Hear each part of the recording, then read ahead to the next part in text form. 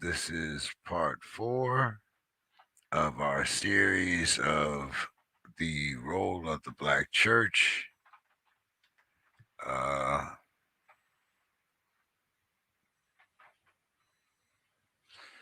let's see. Seems. Let me. Excuse me. Just having to send a late link here. Uh,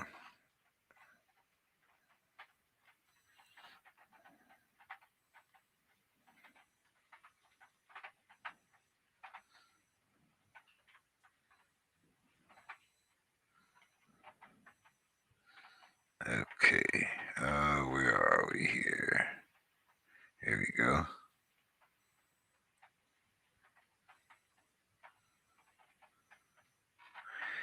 And excuse me 1 second. Let me send this off. Uh, but as I was saying, welcome to week 4 of our series.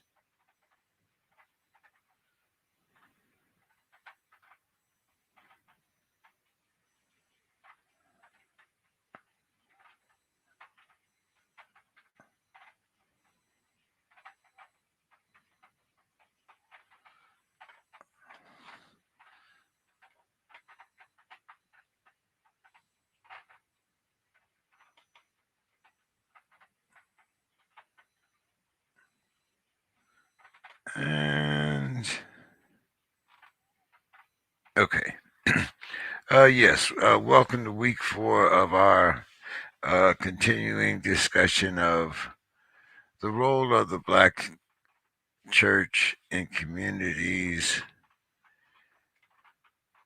of race, crime, educational, and job disparity. um, Hopefully, some of will be visited by some of our other uh,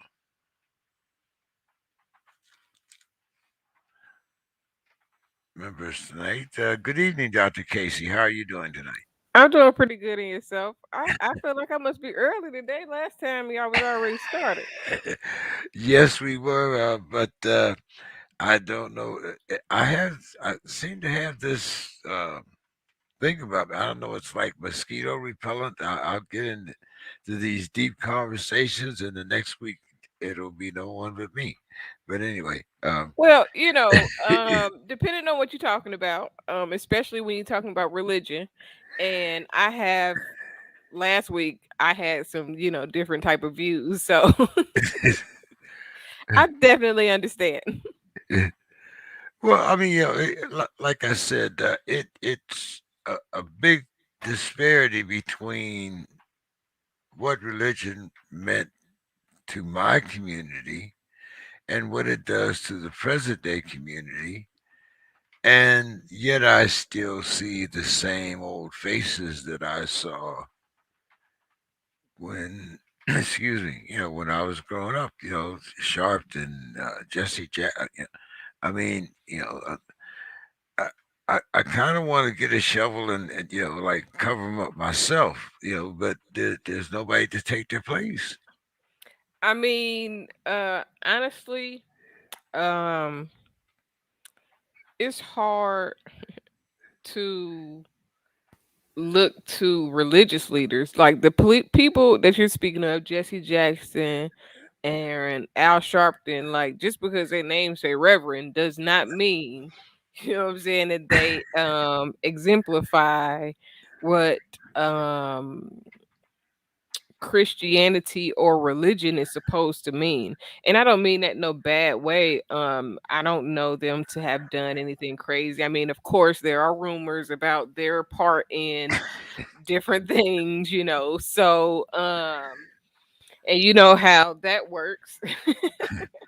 So, but then also, in political seats, you're paid to do a job. But also in religion, if you look at the tax benefits and a lot of the things that go with that, you're also paid to do a job. And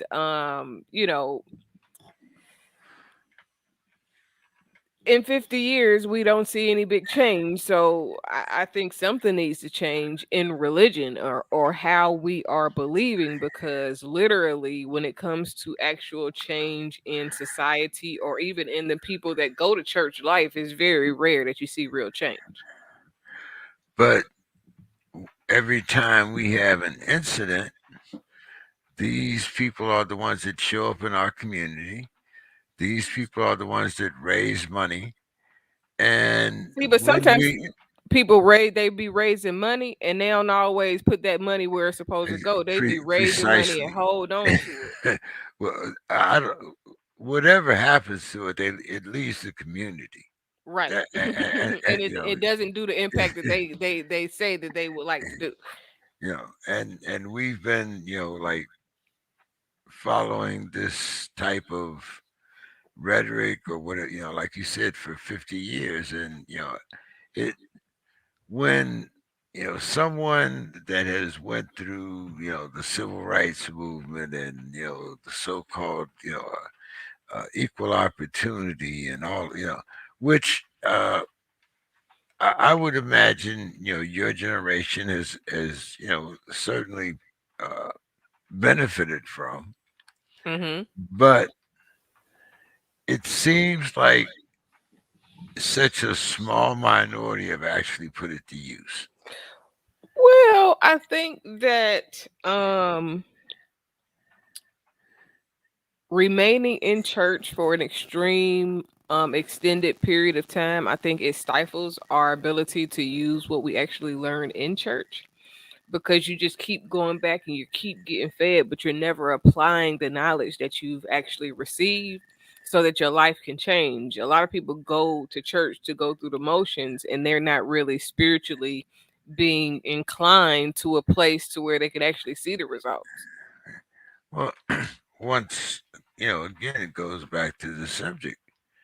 What is the role of the black church in our community today? I don't want to say it should be demolished totally. Why not? I mean, we're asking Well, your opinion. I mean, so uh, the church I'm sure you have religion a reason for wanting to demolish it. religion is good to an extent, if you like, for the very basic knowledge of what God is supposed to be. But outside of the very basic knowledge, I don't think that it feeds you enough, because if they really put you in position to do something different, you wouldn't be paying the bills there no more. You know what I'm saying? Like, if you actually go out and do, you won't be reporting back as much. It's like when you go and you get deployed, you gone. You're not around the, you know what I'm saying, camp. You have to go out and actually do something with what you're learning. So I think that it should not be a stockpile where you're trying to accumulate members just to have members in the seats. I think that if you're going to accumulate members, accumulate people that actually can go out and be a vessel to the community and to the world. So if it's restructured, it doesn't have to be demolished, but there's a lot of truth that need to come to the light when it comes to religion, as far as how the Bible came about, the history of ancestors, and spirituality beyond the Bible, because the Bible is not as old as we would like to believe that it is. And if you really research a lot of it, then you would take a lot of the constructed, or the constructive portion of it, that's like, well, they said you need to do this, and then they said you need to do this. But King James was like literally never even born when the Bible happened. So all of the firsthand experiences that he's going off of is really he said, she said. Um, you put a quick word in there and kind of went over it. Spirituality. Can we teach spirituality without Religion? narrowing it down to a religion? I do. I actually talk about spirituality on my show, Speaking Freedom TV and Speaking Freedom Radio. And I talk about understanding your purpose, getting closer to God. The field of psychology that I have developed is called spiritual human behavior, and it really balances out and helps you understand how your human behavior can be shaped by your environment, and then that can be affected by your spiritual nature as well. So it's really like a self development tool so that you can grow yourself by healing yourself and addressing your issues. And as you address your issues, then you will be more spiritually inclined, because religion really teaches you what I call Christian denial, where you will act like nothing happened, act like nothing is wrong, but you're not addressing the actual issue that is causing you to be there in the first place. You know what I'm saying? So if you just bottle it and deny it and act like it doesn't exist, then you're never going to grow, so you're never really going to get really inclined spiritually. So spirituality takes away the rules and allow a person to be themselves and really accept themselves for who they are, whether it's good or bad, because it's not really a good or bad thing, it's just what makes you an individual. Um, okay, I can good or bad, but for a person to accept that concept, isn't there a certain amount of self confidence that they must have within themselves and not need that type of deity to, like the Ten Commandments, so to speak, in order to rule their lives? I mean, Christ is real. Christ, though, if you look it up, if I could pull it up and share my screen with you, it is literally the title for the anointing. So if you think of Christ being the title for the anointing, like Jesus was the Christ because he carried the anointing, not because it was his name. That was not the man's name. You know what I'm saying? So when you look at it in that aspect and you still honor the understanding of Christ being the anointing and awakening the anointing within you and renewing your mind to the anointing and what God would do, then it allows you to still have that understanding, but with the without the mask of needing to go through Jesus to talk to God. Okay, okay, but, um, You but don't need a middleman. You are capable of speaking to God through Christ, because through Christ means through a different understanding, through a different mindset, through the ability to be one, like be in tune and in alignment with who and what God is as a whole. That means being in alignment with your brothers and sisters, with the people around you. You'll be able to feel energy more when you actually tap into spirituality versus religion. But religion will tell you that the spirituality portion of it is wrong. But they tell you it's wrong, and then at the same time they will tell you to drink of this blood and eat of this body and pray and do all these other things that are still spirituality and witchcraft, honestly. But if you do something that's not in the book, then they tell you that's wrong. Don't do it your way. You got to do it this way or it's wrong.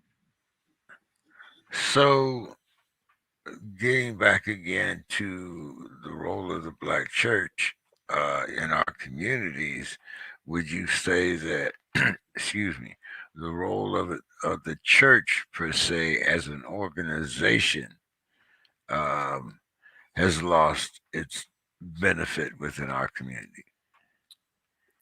If it was one organization, but it's not like all churches are the same or anywhere near equal to each other. They do things totally different, and I'm sure that when before I came in the last show, y'all was already talking about that portion. So I went to a Lutheran church for a while. Then I went to an AME church for a while. And then when I was in the military, it was Pentecostal church.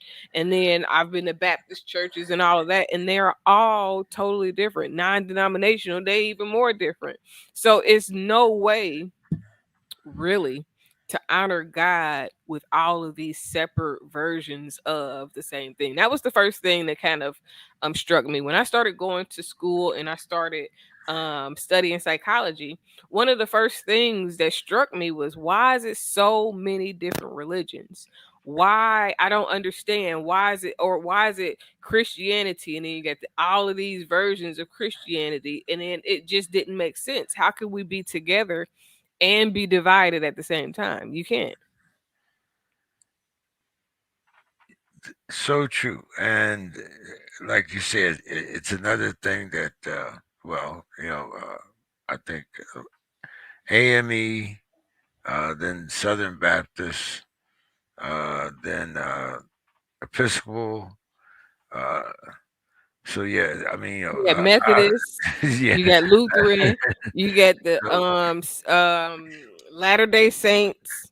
but though the others that I was talking about were just some that I had been personally exposed to, either as a PK or uh, you know, maybe in some cases, as you said, dabbling in some other books, things guys do when they happen to be incarcerated. So, a lot of guys turn to God, I turn to reading, but it the mystique.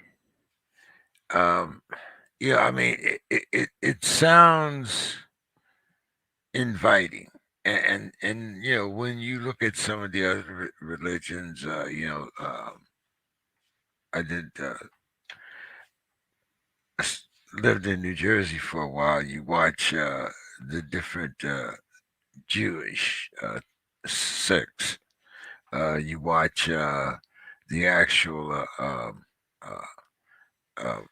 marching of the what do they call it? The covenant, and the reading of the Torah, and and you find that all religions have used violence in order for them to advance. Um, so why was it so, or is it so susceptible for black people, especially in America, where this book was actually used to enslave us. At one time, it was against the law for you to learn how to read, and the only book that there This is was why ain't to nobody coming read. back. It's, hey, see, but- okay, all right. No, no, no, no. I'm not. I'm because I agree with you. I listen. I, I, like I said last time, I was in religion for a very, very long time, for 6 years. That's a long time for me. And I'm an ordained minister now. Write books about spirituality and everything. However, when you really begin to look at the history of it all, you will see that, in my opinion, I don't want to say the whole Bible has been manipulated, but it's a story. It's a book. And what it does is it characterizes real spiritual practices in a way that can be used to manipulate in the story that they wanted you to believe. So when they gave it to you, it was because it went with what they wanted you to believe. And then it was fearfully placed in you. And then you didn't want to believe nothing but that, because that's the only thing that gave you hope. But the church, see, once again, I don't think I knew you when I did another series, or at least a couple weeks, on what I call the weaponizing of hope, because you know, once again, the first couple weeks it was all right, but when I got to the third week, people didn't want to talk about it anymore. But anyway, anyway, uh, you know, uh, we hope is something, another part of religion that has helped to keep us struggling. You know, you hope that your deeds down here on earth will be rewarded with your dying and going to heaven, and the seas are going, the whole 9 yards. And then and then there's one guy up there that decides either welcome my son, or you shall be condemned for the rest of your life. And then as you dig into religion, uh, there's only going to be so many Catholics. There's only going to be so many of this. I mean, so are we going to be divided once we get up there too? I mean, so how Okay, many so how many different the fact go that ahead. any religion believes there's only a certain amount of people is crazy. Because why would you even believe that? Like, what if you not one of those 144,000? You know what I mean? Like, what are you gonna do? Like, you Uh, doing this hoping, like you said, but there's a lot of manipulation. I just did a show not too long ago that was about the manipulation of forgiveness, because people use forgiveness as a means to manipulate you. And then they will tell you to forgive, and knowing that it's going to give you a reason to be vulnerable again, but still to be manipulated. go ahead and take your time. uh, but you run across a lot of this type of manipulation that Dr. Casey is actually speaking of, um, within the justice system. That's another good example. When you go in front of a parole board and they tell you, you're supposed to conduct yourself within a certain way, but yet and still you're the guy that's back there looking at 30 or 40 years and have to go back to that cell every night. So, it's hard to say, what you should do when you're not the one that's really living that reality. Go ahead, Dr. Casey. Sorry. I was just using the parole board as an example of what you're talking about. You know, I mean, for whatever reason, I got a little phlegm that's stuck in my throat. Well, we're gonna work through this anyways, okay? So, a lot of things are used as a tool of manipulation. A lot of things are established in fear. So, as long as you fear holding your ground, if you stand your ground in a real sense, like, okay, you're doing something wrong to me and I'm not going to continue to allow that, they just want you to forgive it. It's just like slavery. It's easy for them to tell you to forgive a whole bunch of shit if they need to keep making you, you know what I'm saying, keep enduring the same thing. And that's what a lot of people use forgiveness for. Forgiveness is not supposed to be used for somebody to continue to do something to you, you know what I mean? It's supposed to be used for when you actually do and place the effort in becoming better. you see now. I know I'm getting way off the subject here, but Oh, you is good it, for me. This is my thing right here. This is where I excel at. but don't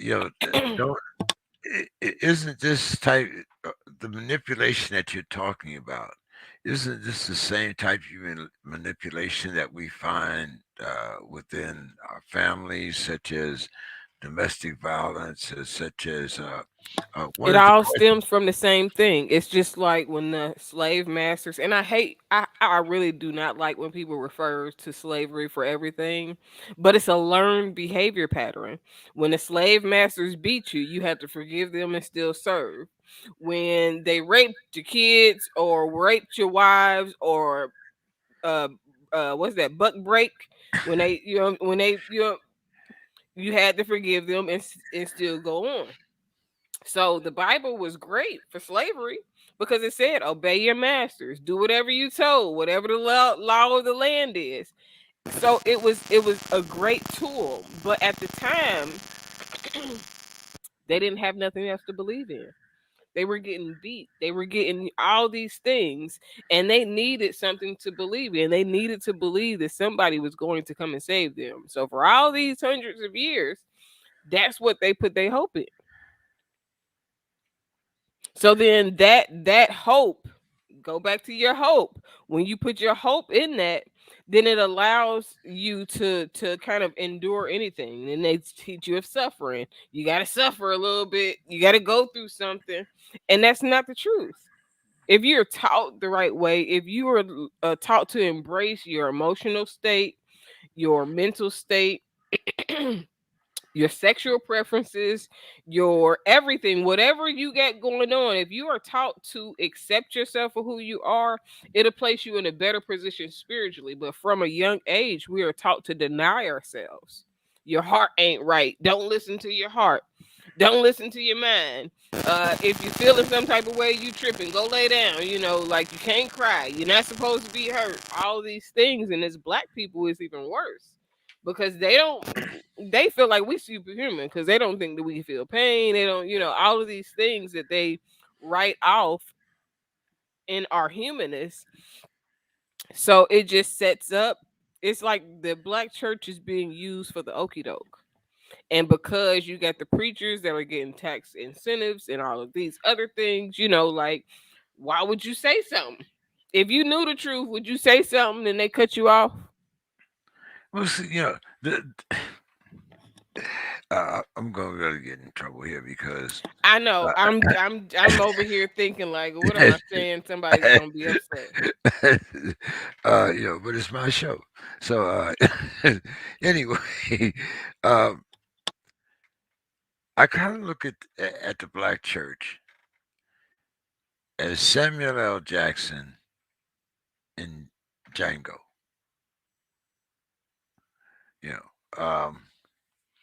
while putting on that face, it's always making sure you had the ear to master. And even when you talk about different organizations like African Methodist Episcopal and Southern Baptist, all of these were modeled after white foundational. I mean, uh, I just want to just say this really quickly that all hate groups, every single hate group, I personally went to these hate groups websites. I went to the oh, I, KKK website. I I went to the love doing Aryan that. Nation website. I went to all of the websites of all the known hate groups, and guess what they post? They got a Bible verse to support every single thing that they do to torture and massacre black people. Everything that they stand for is supported by the Bible, but we believe the same Bible. There's no way we all believe the same thing and get thousands of difference of messages. Well, it's it, like you said, if you go to any of those websites, the first thing you'll see is some version of the cross and a Bible verse. So um, and like I said, it's to me, it's been used as a weapon of hope rather than what it was intended for, as I think. Oh, But even then, intended for by who though? The way we right? wanted to receive its intentions, or what it was really written for? Well, here's the thing. Now we all know whether we want to believe it or not, because I mean, and I'm going by the history that I was taught back when I was in high school. It's probably not in history books now at all. But I was always taught that the first universities were in Africa. in the city of Timbuktu. But the first black Bible that I've heard of comes from Ethiopia. Now, there are parts of that Bible that you never hear of because, It doesn't fit the agenda. well, and that Jesus is black. Yeah, I mean, somewhere in my Bible it speaks of a man with, skin of bronze, uh, hair like lamb's wool, um, uh, feet like like, kind of like these up. Copper. Well, you know. Listen. Hold on. Hold that thought. So for years, I have been hearing about this dictionary that says what the original Okay, American was, okay, and in dictionary. this Bible, the original American was copper skin, native. Well, that's indigenous. That would be indigenous people. But I And mean, then it also goes on to say that the other Americans like are the European born Americans that are have now been said to be Americans. yeah, I mean, So I mean, I just got the book for myself. You know, I hear about it. I was like, well, I just order one of these, and I just got the whole book. This is like the first one of the first dictionaries by Noah Webster. oh yeah, okay, yeah, Now, and I said that because it is very coincidental that okay. if you in the inside of this book, it really talks about how the whole everything is based on Christianity. They came so what I know about history as far as them coming, the colonizers coming here is that um in the UK, they were basically slaves. They did not want to adhere to the rules that was in that place, so they decided to come and find a new place, and this was the place that they found. They came and they conquered, and I believe right now a lot of the wars is to make sure that, one, to kind of keep the history hidden, and then two, to maintain control over whichever lands have been invaded and inhabited.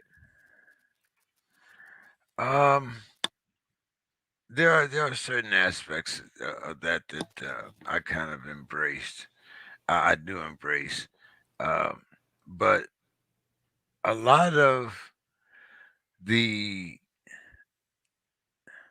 reasons for religion uh, that religion used, I put it like this, in the old days. Now they don't have to use anymore. For instance, when the Crusades were fought, it was, to take the lands back from the infidels. Well, the infidels owned the land to begin with. I mean, it was their land, you know. So, then, when you talk about, some of our recent uh, skirmishes, such as uh, Iraq, Iran, we don't depend upon oil anymore. So that's not really, we don't have that excuse. Uh, During the Vietnam War, I used to say that our economy was based on war. I mean, you had to have more, uh, you know, factories in order to build more aircraft, in order to build more guns, so forth and so on. And after we were usually done raping a land, we also usually poured billions of dollars into that land rather than into our own domestic lands. So uh, the actual purpose, I think, of the church, whereas before Um, well, maybe even now, but I don't think people have, especially. Is that from you? Hmm? I think that's from you. I think that's feedback from you somewhere. There you go. Okay. I think that whereas the role of the church was to pacify our generations or generations after, it doesn't work with your generation or those younger. What happened in that dynamic? But move your mic back. Okay, but yet and still, uh, my generation still controls the dynamic of the politics of the situation. Is that better? Yeah, go ahead. So what I think there is a great divide because the older generation does control politics, and I think that the way the political makeup is currently, it needs to be restructured because nobody should be 80 years old and been in office 30 something years passing no new bills. Nothing new can happen because you got the same old people there. And then the generation that we are in now aren't, they're not fear based. They didn't come from the extreme racism that my parents came from and that you all came from. So the fear that was there is not the same. You can't try these young people like you could try people, before, and it was a fear of what would happen. These young people now are quote unquote ready to die, So, when you get a mindset that's that different from before when they were afraid to do anything, they were afraid of what would happen, it changes the dynamic of everything, honestly. I, I can understand the not having the fear of death. What I can't understand is not having the respect for what you're dying for. See, the nature of what their life is different from the standards that we were raised to believe. So, when you have, like, then there were, the grandmothers was harder on you. Again, it's all based in fear. You're dealing with generations that are have no knowledge of the type of racism that some people went through. So if you got a young grandmother now, when we had young grandmothers, they was young, but they done went through some shit. These young grandmothers now, they've been sheltered and they ain't went through nothing, so they can't teach the type of fear that was instilled in us. They just can't. They don't have a fear base because a lot of parents are friends now or wasn't around, so they don't have the same respect that they would if they were around.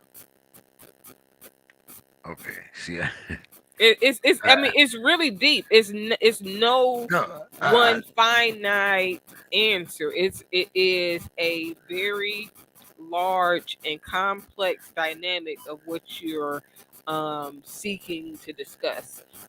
Really, the state of our culture is so diverse and intricate that the way that they're going about trying to fix it is not going to fix it because there's so many layers of trauma.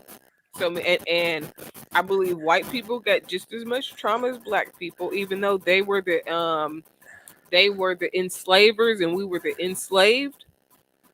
The children respond like that because of trauma. That's not like normal. You know what I'm saying? Like the same way we were taught to fear and the hate of white people is the same way white people have to deal with the trauma of being taught hate. well, see, is the thing that I've kind of based a lot of how I judge uh, white people by, or at least their children. Okay, I'm not saying that there aren't any poor white people. I'm not saying that there are not, white people that are below the poverty line. What I'm saying is that there, Poor white people don't realize that they poor white people. Poor well, white people well, still are above you black people if because you they're white. if you look at those different, when you talk about going to those different websites, the one thing that you're taught is that the poorest white person is better than. Hmm. Okay. And it's crazy because they don't realize that really, honestly, we really about the same. Even though in their mind they're better because just because they're white. Yeah, and because what I equate it to is this: I don't care if you go to the poorest Asian neighborhood, you have the same problem. If you go to the Hmm. poorest, if you go to the poorest Somali hood, you have the same. It does not matter, Poor is you know. poor. Yeah, poor is poor. It doesn't, and especially now that we have eliminated the middle class, you know, you're either rich or you're working poor. But anyway, I still think that when you start talking about how um, we we come out of this, or how we address it, because I know when I go to other people in my family and they have kids and they live on Martin Luther King Boulevard. I know that I know what's in the house. Period. I might not have been there for 2, 3 months, might not have been there for a couple of years, but I know what's in the house. So how can you possibly tell me that you blame the violence on your children when you know what your children are doing? In a lot of cases, and it's, this has been true for quite some time. The children are the breadwinners, and Hmm. mom is sitting back there, waiting for them to, and then when he goes to jail, I don't know whether mom is concerned about whether he The went to loss of jail income or him or being whether, in yeah, jail.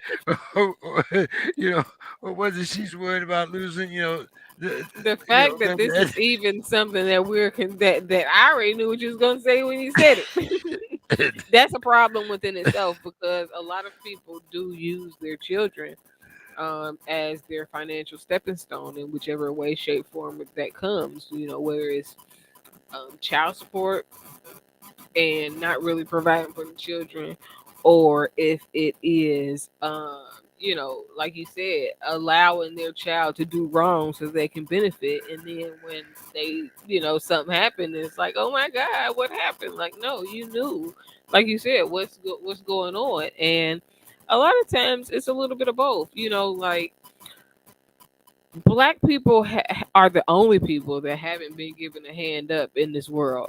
And I believe it's because they know that we're indigenous to this world. So if you give us a hand up, it might be, the hand up that allows us to come to the knowledge of who we are. And if we come to the knowledge of who we are, then it'll change the whole dynamic of everything. So if you make it hard on us, we'll never really know. We'll never really, come to a place to where we can get the knowledge, and it changes everything. So I think that it's best to keep us disempowered. It's best to keep us at odds with each other. And because it's best for, the bigger picture, I suppose his feed shut down for a second, but I'm sure that he will be back.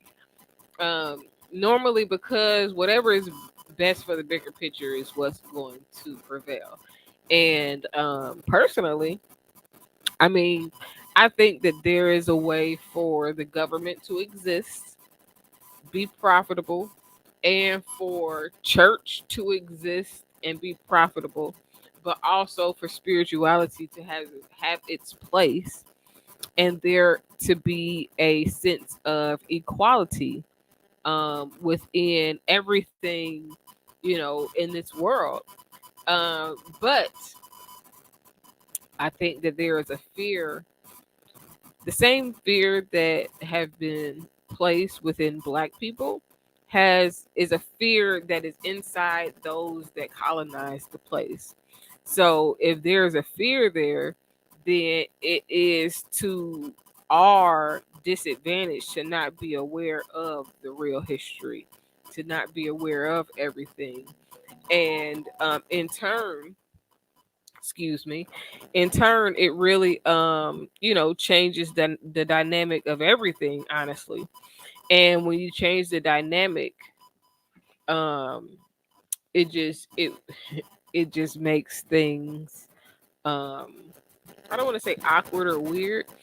We're just in a place right now where church can be beneficial, but the way that church becomes beneficial is by actually implementing the things within spirituality that religion has deemed evil.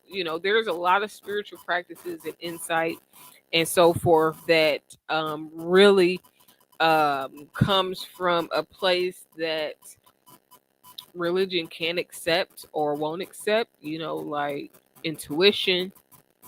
Um, there, religion allows you to accept the spiritual world in their contained method, but the reality of spirituality has been diminished and demonized for the most part. Because if you really understood it, you might move a little bit different. You might operate different. You might take life a little bit more seriously. So, really, honestly, it's just a matter of coming to the knowledge of self, healing, understanding, being willing to open yourself up to more, but knowing that Christ is still at the center because Christ is the title for the anointing. Literally, like if you look it up right now, you back. I am back. I am back. Don't know what happened there, but go ahead, finish off your point there. I don't want to stop you mid If sentence. you look up the meaning, the definition, literally for Christ, it says the anointing. So if you look at it like that, then um church can have its place, but you have to teach the reality of what spirituality is. Instead of religion, it needs to get spirituality back in, because there are a lot of spiritual practices that the Bible suggests, but then if you don't use it the way it suggests, it say that you're wrong. So it's really not allowing people to see the fullness of God for real, for real. So it's great to have church for, especially for the beginning stages of spirituality. But if you stifle people from actually being spiritual, then it's no point. But I think religion should be taught as a course or as an elective, not something that You you base your should whole life on. necessarily. Right, right. And because how can you build yourself or proclaim self confidence if you're always in a state of suffering or a state of having to bow down or a state of having to feel that you cannot receive these rewards while you're on earth, but yet and still you look at some of these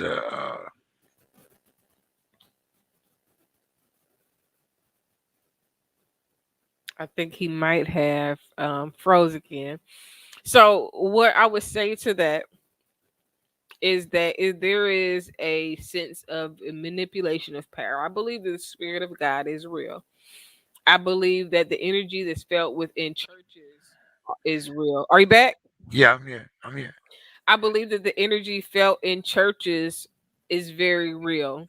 But if you minimize who you are when you leave and you think that the only place that you can get that is in the church building, then you disenfranchise yourself. That's what makes you feel like you're suffering, because you feel like, if I don't go to church, and this is what they tell you, if you don't come here, then God, like, they act like you're not with God. But being with God is being with God when you're not there, more than it is going there to get with God. You know what I'm saying? You shouldn't have to go to church to get with God. It should be an amplifier of your relationship. I go with church to I go to church on Easter to make sure everybody see what I my new duds, or or what what new car I'm sporting, or or maybe just the preacher might need a new building fund. He might need a new house. Maybe last year's Cadillac wasn't good enough. He needed a Benz this year. I mean, he I he don't. he can't have them. He can't afford them $2,000 suits now because Reverend Glass got them. So he needs $3,000 suits now because he Right. got to do and then uh, you know uh, I also come back down to I got a neighborhood. It doesn't have a grocery store. It doesn't have a drugstore. I got 3 liquor stores and a mega church. Right. I got no school because they didn't close down the school or they're closing it down next year. What's going on? What's happening? I mean, how, how, where are young people supposed to go? They're not. They saw the church doesn't work, so Clearly, nothing has changed in the last 50 years. yeah, yeah. So they know that that doesn't work. Now, hey, I remember, we tried riding back in the '60s. We're That doing don't work either. It well. would, I think. We're doing it a little bit different now because we're not burning down our own house. Right. I mean, we've expanded. We've learned that we should go somewhere else and burn. Because it Right. doesn't make sense for you to burn down your house and you be in the cold while. But anyway, so maybe we have What the people learned you some mad at is at home comfy. lessons. you know, but so we've learned what fire insurance means now. So, uh, but for there is there a destination? Is there an alternative? Because like you say, these youngsters, they don't have that uh, innate fear of the massa no more. You know, like it's like massa gonna beat you. It was kind of like wait till your daddy get home. Well, It's the same yeah, thing. The same type of fear. right. So you know, but now there ain't no daddy in the home, so we burn down the house before daddy get there. Because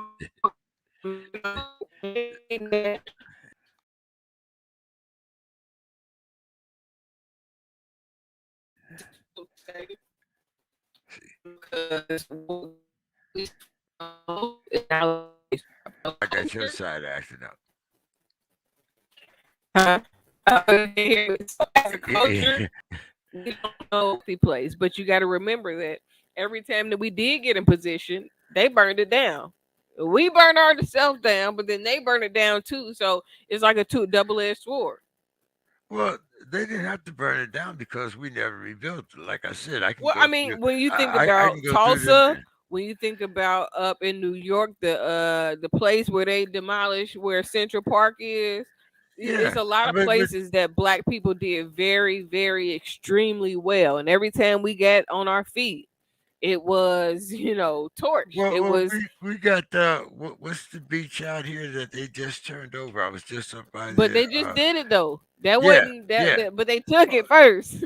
Oh yeah, they took it first, but then but now that same property where they took it was worth a couple $100,000 is now worth millions of dollars. I think it was like I forget what over 200 and some as real estate property. But like you said, I mean there are certainly But you know the thing is, this is the part that what you just said. Now, just imagine how many other pieces of land that they've taken that belongs to black people. That as long as we don't know that they took it, they can keep it. Right now, I'm fighting a case against the government, and what I've learned in fighting this case against the government is that if they think you don't know it, they'll use it against you. It's like a loophole, but it's not really a loophole. It's just learning the darn rules. If you learn the rules, then okay, you'll get don't further. But if you don't know, they'll use that against you because you're not don't ever let knowledgeable. don't ever let anybody tell you that ignorance of the law is not an excuse, because they will use your ignorance of the law against you every time. If they realize that you don't, but if you like, the thing that I've learned is that every time that they think that I don't know something, I figure it out, and then I baffle them. They don't know how to respond now. Now they're doing the tricks. Then now they're Well, trying to figure out some extra ways to try to beat me now, because if we're going by based on the rule, and most people don't know that everything is based on law, based on rule. If you can look it up and you can find it, and you can hold them to that law, that rule, then you'll win. But if you go by the rule, then they're going to hope that you don't know. And they're going to try every trick that they can in the mindset that you're not smart enough to know what it's supposed to be. But if you do know, you can hold them to it, and you'll have a better chance at getting the upper hand, if there is an upper hand. like I said, if there is an upper hand, um, I also want to go back to one of the questions that I had intended to ask tonight. Man, I Was was asked. really hoping that the people that you had last week was coming back, but I kind of knew that they probably. I mean, the way that they was, especially when I was like Trump. What I don't think Trump was like. He wasn't good, but he wasn't the most horrible thing that could happen, because it exposed the truth. Anytime that you can expose the truth, that's good, because we can't fix anything that we don't know exists. But But when the you put thing, it on the forefront, you allow for it to be addressed. well, the thing of it, once again, is didn't people read? I mean, didn't they, No. or was it that they just didn't want to believe? But most of all, to me, it was just the reaction to the man that had been in office the previous 8 years, Hmm. and the fact that you know, uh, I won't say that people didn't trust Hillary, but they had an excuse in order Yeah, for it's them. gonna take a minute for them to put a woman in office, Well, and then it needs I, to be the right woman anyways, because you don't need nobody in there that's a bitch, that's emotional, that is not balanced and centered. You need somebody that is emotional and logical together. And some women, not all women, it's a very small amount of women that have that type of energy for a position like that. well, like I said, I mean, it was. I think Hillary was, set up to fail, and Hmm. people did not. They kind of they wanted an excuse not to vote for Hillary, so there was a reason for everyone. I mean, because Hillary did win the No, popular she did. election. She no, she really Yeah, did win, but yeah, because she conceded, she messed up. She yeah, conceded too soon. yeah. And I understand why Trump didn't concede, because if by chance them votes would have came back like Hillary's did, then he would have won. But Well, Hillary gave up too quick. Well, see, you see that's why we're in the opposite situation now because Trump will never succeed. Yeah, concede that he lost that election as far as Right. he concerned. So, He's but still in denial right now. right, uh, but I had a very well, what I considered an important question, especially where the black church is concerned, because they always talk about defund the police. I say reform the police or uh, refund the police. And that's by, as I've mentioned countless times, everybody talks about, well, we've had all these police retiring and all these positions. Well, these positions were never out in the street anyway. These people probably hadn't seen uh, the hood. Beat working years. Right. So some of them, the last time they were a beat cop, I was in senior high school, so uh, why not take those positions? And like I said, if you still have the money for them, use those positions for something that is actually viable to the neighborhood, a neighborhood watch center, a youth center. But uh, I thought that instead of putting protect and defend on the police cars, you might want to put RESPECT and PREVENTION on the side. Because that's what we need in our community. We need the police to respect us, and we also need them to help us show that we don't want crime in our neighborhood. We are also, we want to make a living. We want our kids to be able to go out in the street. I remember when I used to want to go out in the street, after the street lights was on, because the rest of the kids was outside playing football or basketball, or hanging up a hoop on the telephone pole. Uh, what do you think? I mean, don't you think that we can agree that the police need to have new techniques and goals, especially within the minority community? So I literally just did a video about this the other day because on the radio, I normally do my videos based off of what I hear. So I don't like to pick and pry at things, but if something is going on, I talk about it. And they were saying that so many police have gone because of unvaccination or whatever the case may be, and we need to just fill those spots.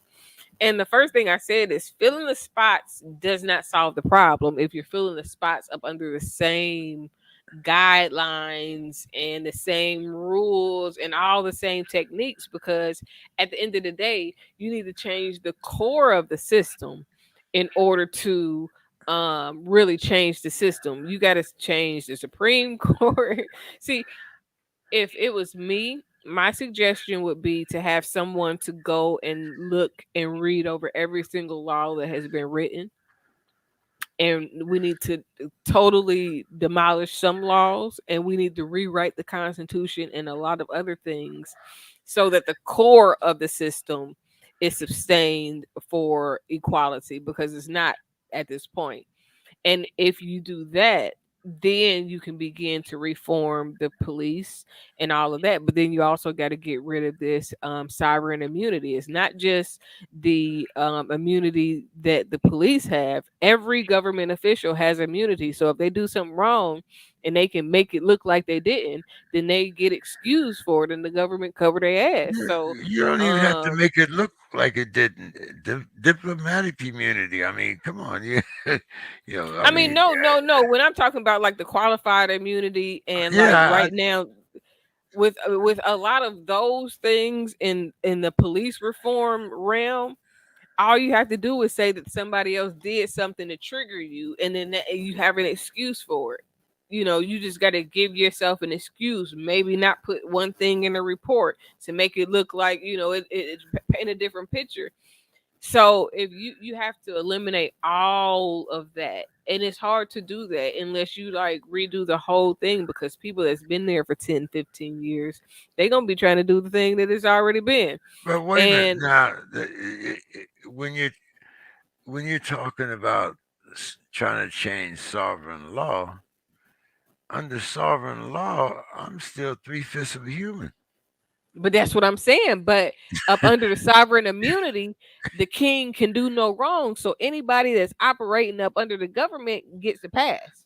All they got to do, they got to be um in the capacity of whatever their official capacity Right, is. They got to be right. operating in that. They got to, and then they all they have to do is give a just cause to kind of say why their actions are justified in any little inkling of justification. And they will ride that to the way it fall off. They could be proven to be lying and everything, and they gonna still try to, hold on to um denying the admission of guilt. So as long as those things are in place,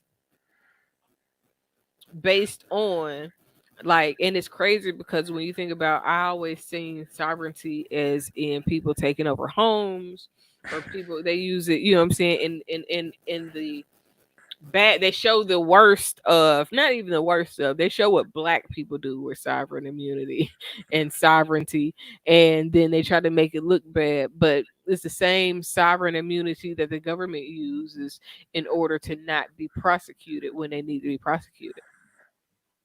Well, that's something that we have seen go on for years, and I I've never.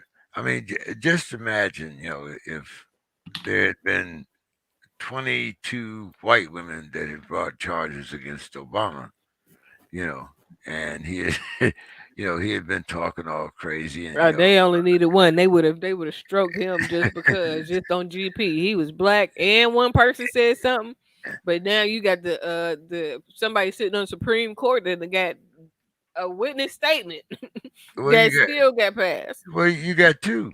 Don't forget Clarence now. Yeah, I mean Clarence.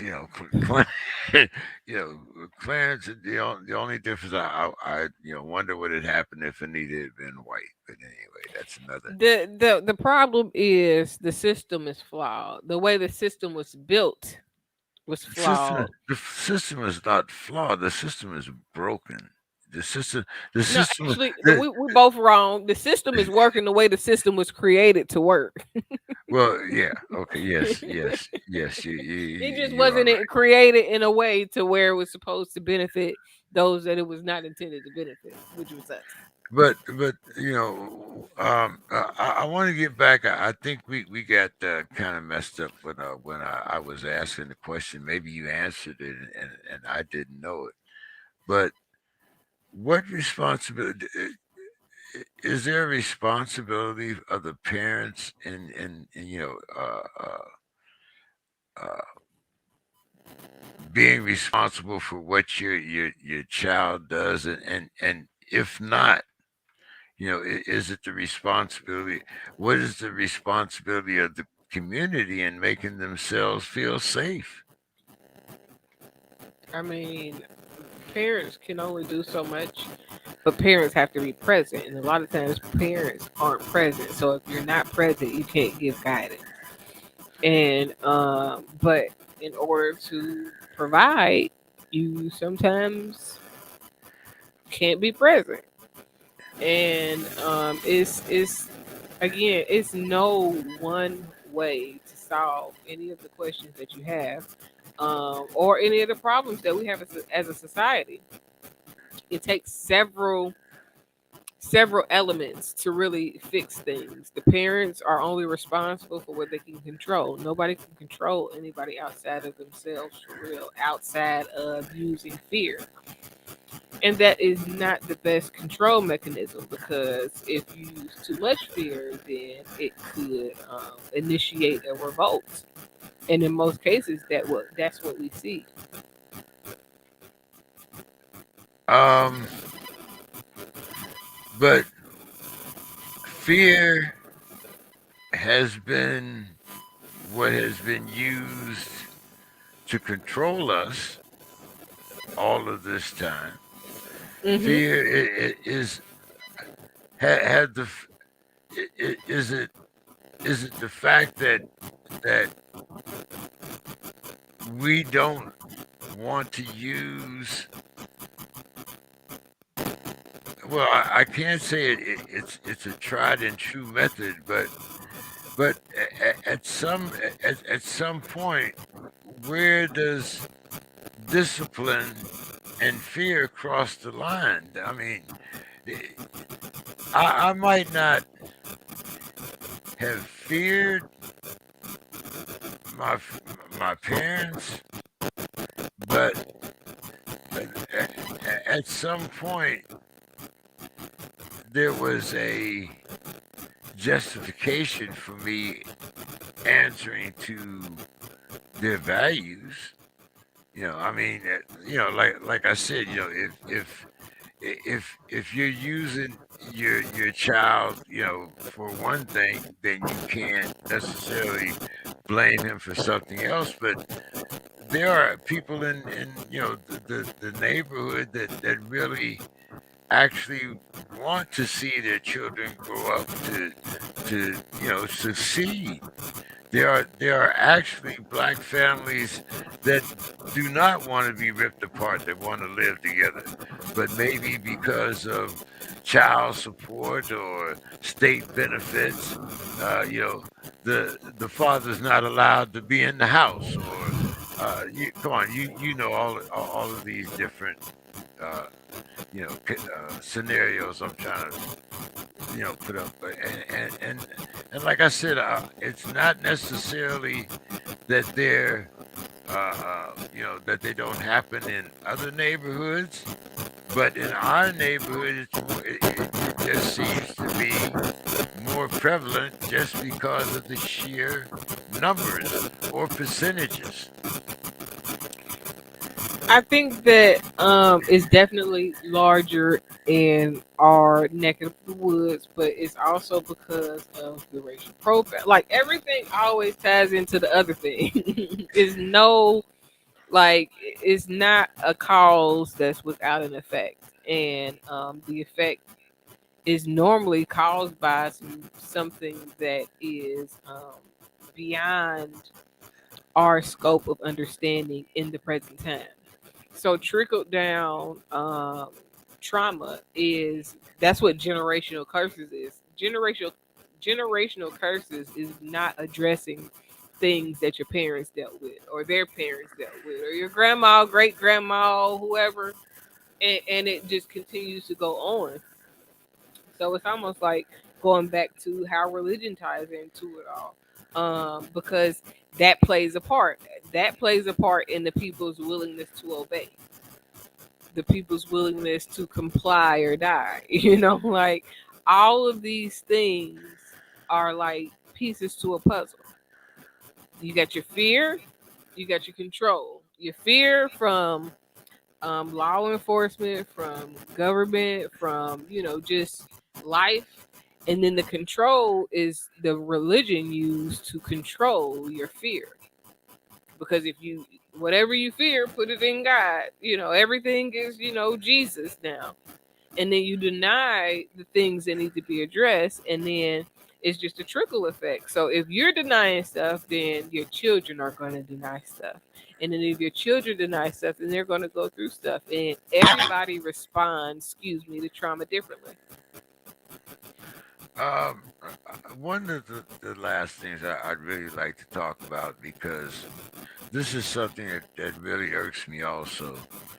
When I talk about, Reverend Sharpton and some of the other people that happen to enter our communities, and they get these tremendous settlements for the family, and you hear about how much money that they've raised. How do we keep money that has been earmarked for the community in the community? And uh, I thought that one of the ladies that was here last week, the one that was uh, running for Looking school into board, politicians. right? The like I said, sometimes I ask real hard questions, But especially if you're, if this is your first time running for a seat, or you're running for a seat as a minority, how do you keep the funds that, I mean, come on. The funniest thing to me is when I see uh, so much money earmarked for park and recreations, and we know that most of the parks that need disrepair are located within the minority community, but the people that deal out the dollars all live in the suburbs. And all of a sudden, you hear, when I go through out here in California, when I go through certain sections, I see brand new little league baseball parks, Is I feel like it's a and deflection. soccer. you know, I, Like they act like they're going to do certain things in certain areas to get the funding, and then they put the funding where they want it to go. well, but like I said, we have all of these so-called leaders, that are That's standing getting out here, checks. right? They and you get $100,000 check and you give away $10,000. The whole $100,000 was earmarked for the community. Nobody gave you a finder's fee because you live in the community. You're supposed to be doing your job. Well, I mean, most people are more into the finder's fee than the actual job. See, but What's the thing is that you have to put more people with integrity, purchasable people in position, because if you can be bought, then you sold. If I, you if there's and I'm not talking about like having a salary. Go get your salary if there's a salary for it. But if that salary is gonna make you compromise what you really went in the office for, then it's almost like, again, when Biden said, if you don't vote for me, you're not black, and now he's not doing shit for black people. Like, that Asian bill came out quick. We ain't got no black bill yet. and the chances of you getting a Slim to bill, none. unless you're in the bleaching glow or something, but other than that, you look a little bit too much like me. I'm sorry. It, it, it, it is. It's ashamed. And then a lot of times, based on the way politics is now, once you get into politics, if you don't play the politics game, then they will, blacklist you basically, and you can't even stay. So you get caught up in trying to play the game, and then now you get swamped and pulled in. It's like they get you, like the fishing rod. They throw the thing in. They waiting for you to get on that hook. You get on that hook, that thing on. They got you. Oh yeah, we got you now. Oh, it's a big one. This Yeah. one, they got good ideas. They got all the stuff that's gonna shut us down. So guess what we gonna do? We gonna reel them on in. We gonna give them that check. We gonna give them tax benefits. We gonna give them everything that they need to calm their nerves down so they can get distracted from what they really came here for. And then once you get distracted, now the plan is dissolved. uh, And now they got you. They got you in the boat now, baby. What you gonna do? but another thing I tell people about, when I talk about the role of the black church, uh, the black church used to be a place of, um, it didn't matter so much who you voted for, but you knew on that particular Sunday, or that particular, especially the Sunday before the Tuesday election, that you were going to get the usual, well, I always got the Democratic side. I don't think, I'm pretty sure the only black Republican I ever knew until I got about 40 was my uncle. He was the only black Republican I ever knew. But the church, and the committee, the local councilman would come down and make his little spiel, and whoever the black candidate was that was running, all the sisters got behind him and had bake sales, or or whatever they had to have. You don't. Not only do you not see that type of unity within the community, but now you have such a plethora of candidates. I mean, I it was quite some time before. I mean, we had women candidates, and usually it was the women that ran the precinct anyway. It didn't matter whether it was a man or a woman there. That's just the way it was back in the day. But how do we effectively use our vote as a black community to make effective change? First, you got to come together. We got to come to some type of I, kumbaya I before. I didn't ask you about Mission Impossible. I'm just yeah, That's the only God. way that it's gonna be effective because it has to be some type of pre-planning. There has to be some type of game plan because if you don't game plan, if you don't have some type of calculation of what you're trying to do, then you will get all type of fools that just want to be in a position, they just want the limelight, they just want the attention, and then they won't know how to do what we really need them to do, and then they'll be purchasable. So the goal should be, hopefully, Mission Impossible to at least and it doesn't mean that everybody has to come together, but enough of the financially stable leaders come together, and then you can get a basis for what needs to be taken care of. And if you get your basis for what needs to be taken care of, then collectively yet separately everybody can do their part and affect change in a way that could really resonate with everybody. Because if you get 10 of the top black celebrities to really be on some real, conscious, well-rounded information, then when they feed their people, the followers that they have, whoever they're with, or whatever, then you're implementing change in a greater way than if we try to individually do it from the bottom up. You got to start from the top sometimes.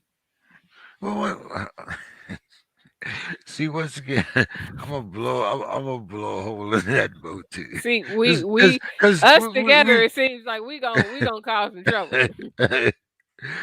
hey, maybe we should do this together. You could be the soft edges here. But anyway, uh, we What I have do? we have a basketball player out here Hmm. that has promised that he will help 10 black people become millionaires if they invest in the weed industry. Now, the only thing that people out here heard was, "Oh my God, he wants people to grow weed." He didn't hear See, the what part people about. don't realize, you got to They, remember they didn't hear the nothing about the economic growth, or how I'm you going to know be a mentor to these people. And whether maybe some people don't realize it, but out the here in stereotype of California, weed it's did not change because the law it's changed. but it's legal out here. And That does not hold on, change the stereotype. but hold on though. There are thousands of white people out here that are Black people are growing weed. scared, child. They don't want to go to jail. Look, I know that they saying that it's the ni- legal, but it the ain't ni- legal federally, so you can still go to federal penitentiary if they don't want to find you out. Now, if you're black, you're more of a target than if you they ain't gonna not. It's like the but bullseye is red. It's like our skin is red to them but when the they need a same target. but that same guy that you talking about will go and snatch your grandmother's purse. It's again, there is a knowledge base of poverty see instead of like it's like I black never people want to go and buy all the expensive stuff, but they don't want to invest in the things that can flip their money more than just buying something that they can look good in. see when I came back from Vietnam, the first thing that I learned about urban warfare is that I should never walk past the bank to get to a gas station. Takes the same amount of energy, but I got a guaranteed payday. Right.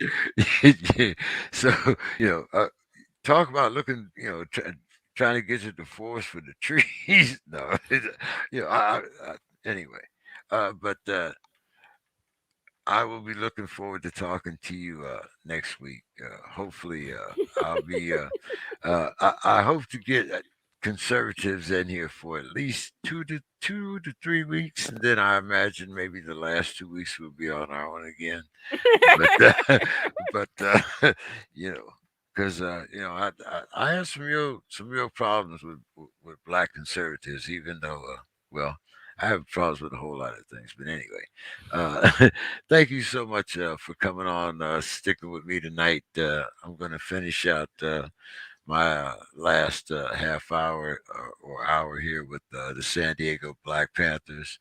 Why don't you give us your final thoughts for the evening? And as always, I'll be back in touch with you next week, and we can get in trouble again.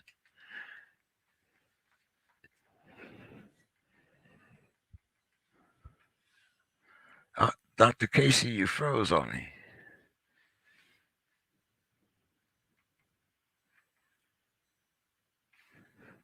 Can we get you back,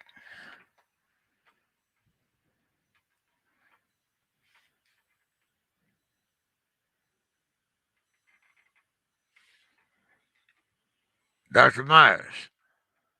Uh, uh, well, hopefully, maybe we can get Dr. Casey back in, but let's see, maybe we'll have a little more. Uh, Brother Williams, are you in? Yes, sir. All power O- to the people. Okay, I can hear you, and I see Brother Quran is with you. Yes, sir. How are you doing this evening, Brother Quran? I'm good, brother. All power to the people. All power to the people.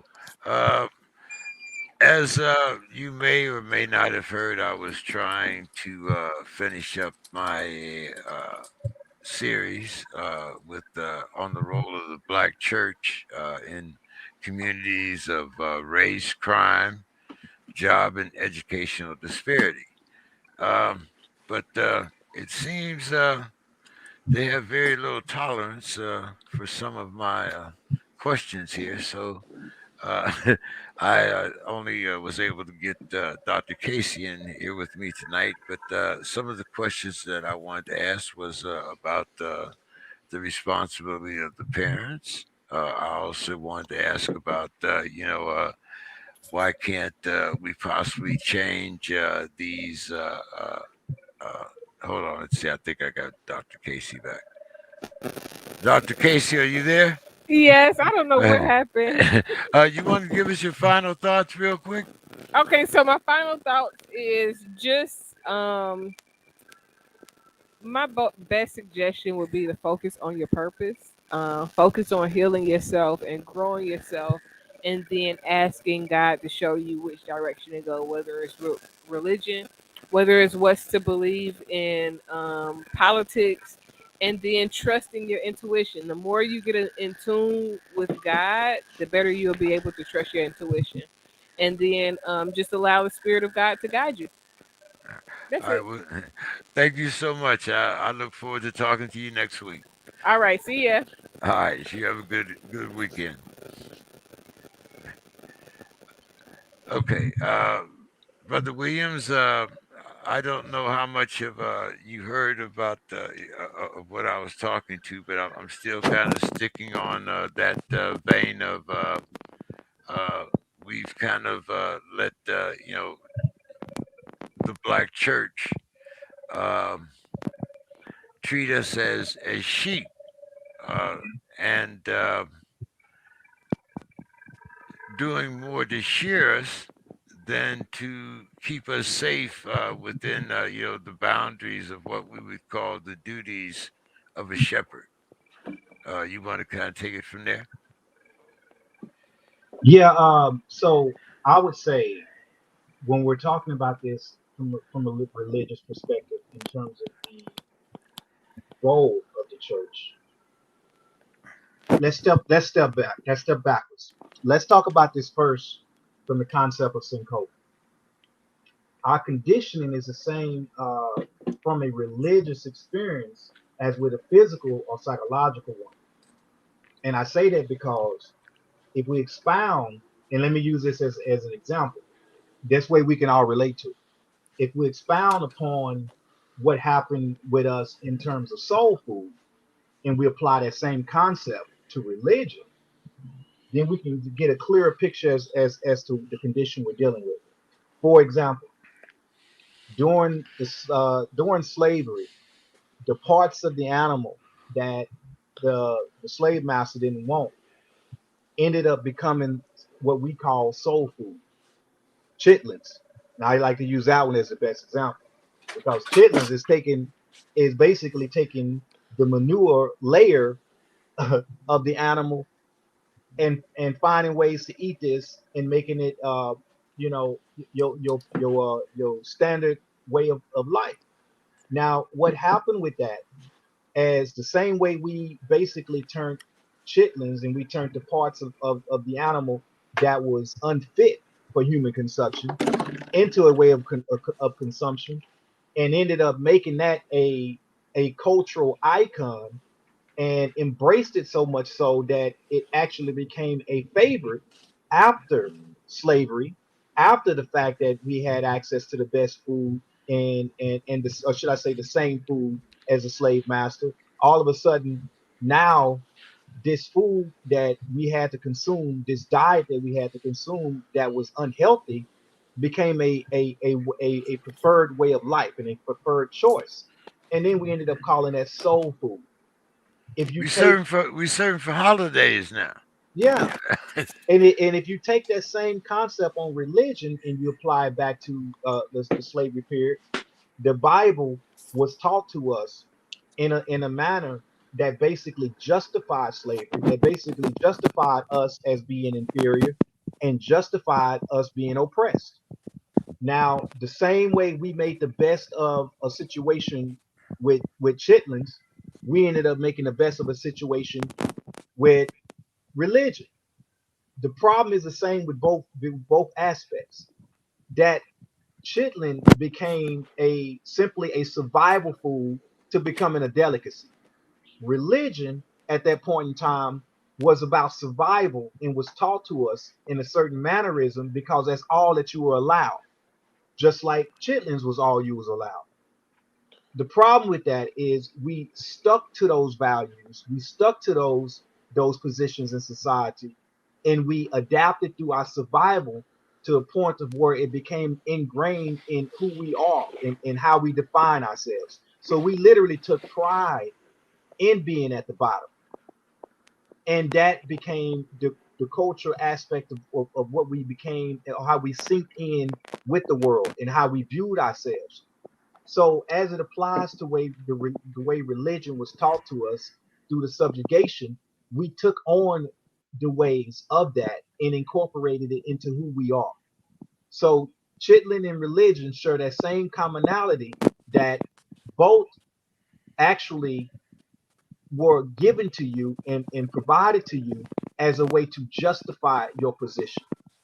Whereas now, because it became such a perpetual habitual process, we have taken that on. We've taken on this luggage. We've taken on this baggage, and we made it who we are.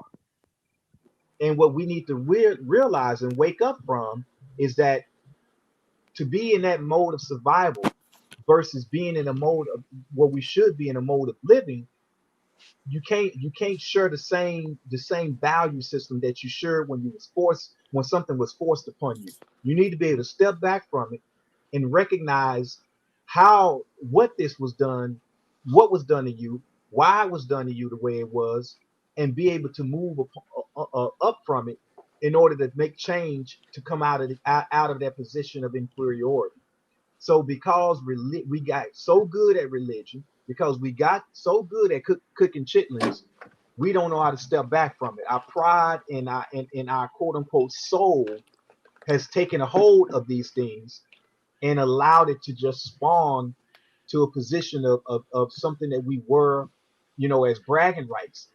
It even got to a point to where we got so good at cooking chitlins that and seemed to love it so much that the slave master all of a sudden wanted to taste it. He was like, well, maybe this ain't so bad. And the same thing with the religion.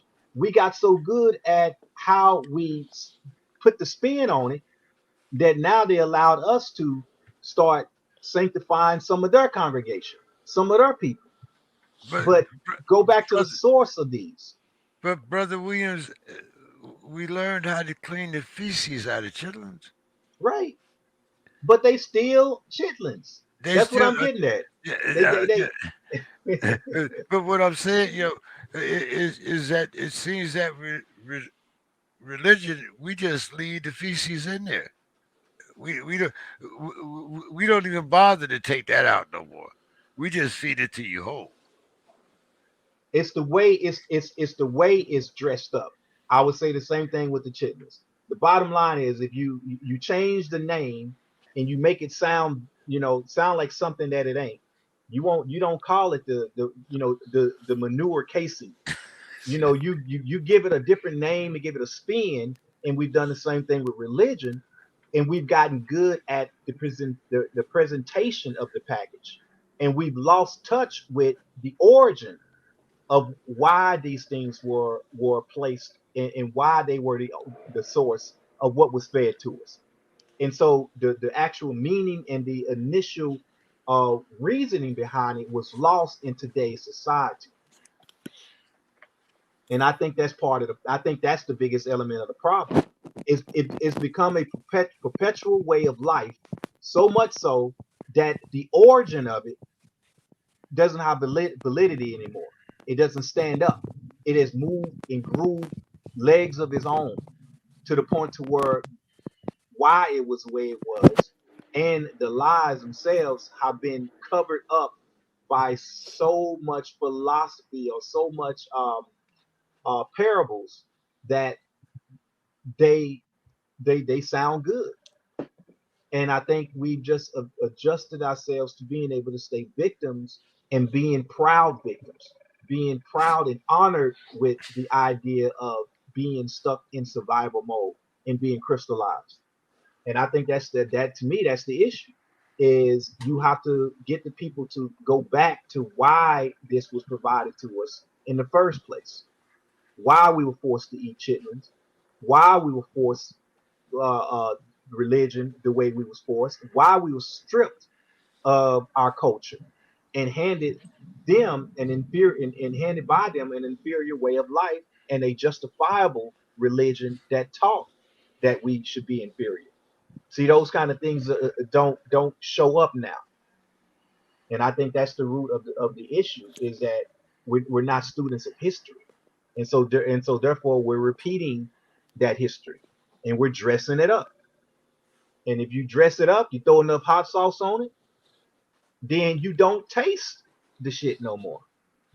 And I think that's where we are psychologically. You can't taste it no more. You can't taste the sting of oppression through the religion because of the way the religion has been dressed up. And we've gotten good at being chefs to that degree from a psychological perspective, if that makes sense. Brother Quran. You sound way in the background. How about now? Can you hear me? That's Yes. great. All right, yeah. I like what you said there, Brother War, about backing off or being able to back away from the position and see things from an objective view. Um, I would like to think, um, just as in religion, also in certain aspects of politics or any structure that was put here in place, not necessarily to our advantage. Um, can still come with a layer that must be utilized for the people. Just like Brother Malcolm said, about Martin. He's a Christian minister. I'm a Muslim minister, but uh, the religious aspect aside, I am here, as a shepherd of my people. And so that's one thing that, these preachers and there are some still out there, that need to grasp is that uh is to have that worldview, and to have the view that, hey, this is I'm in control to an extent of this amount of resource, right? And so how am I going to take it into my hands, using the power of God, using the power of Allah to get our people right? Um, you see, once again, I think when we start using religion, uh, we become victims of that weapon again of hope. Because as long as they can dangle that, there's hope for you in the future. There's hope that your uh, actions will uh, make others turn a softer heart, or a kind heart. Um, that doesn't work for me. It. I've tried that method for 50 years.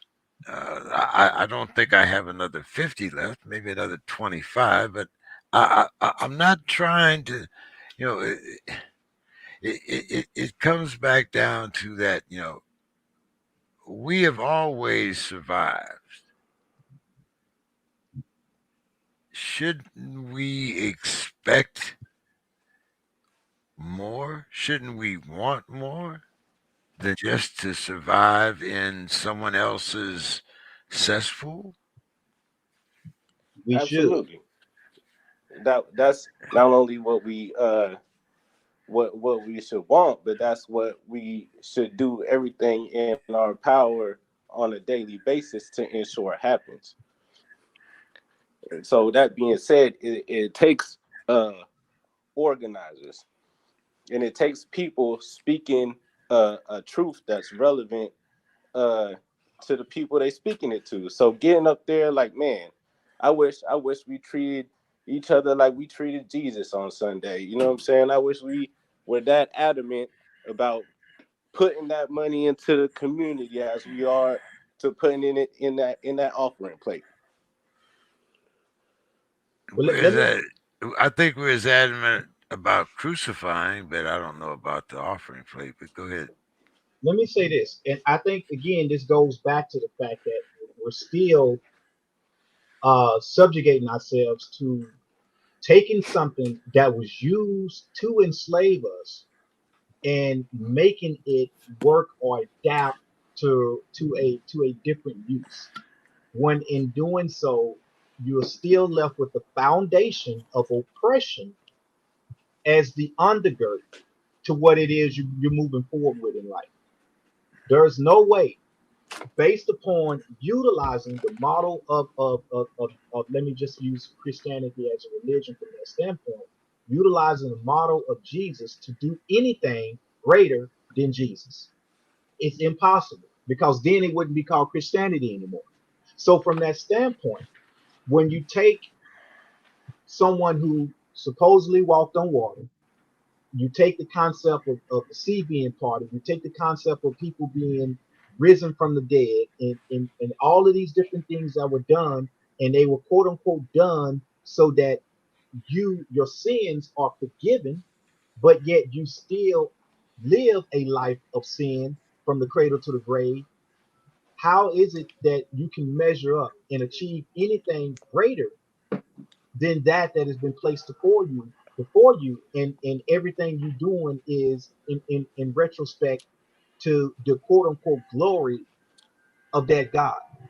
So the problem still again lies in that foundation. That foundation is that all of your works should be done to give honor to that God. Not your work should be done to rise you up out of a condition of oppression, which in fact that God was handed to you to keep you in a condition of oppression. So when you try to manipulate and warp and use certain aspects of it to your benefit, that is still survival mode. In order to be on a position of equal power footing, of those that handed me this religion, handed me this way of life, stripped me of my actual religion, my actual way of life, and fed me something that there's no way I can rise above it and look at them at the same time. Because let's just go back to the Roman Catholic Church as being a foundation of all that.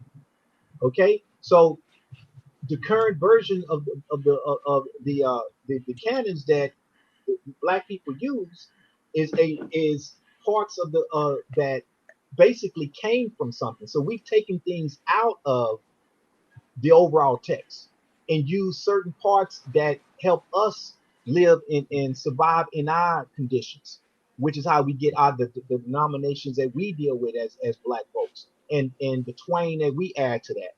But again, these are just ways of coping with a situation that allowed you to be able to use this for your benefit of hope for a better day, a better way of life.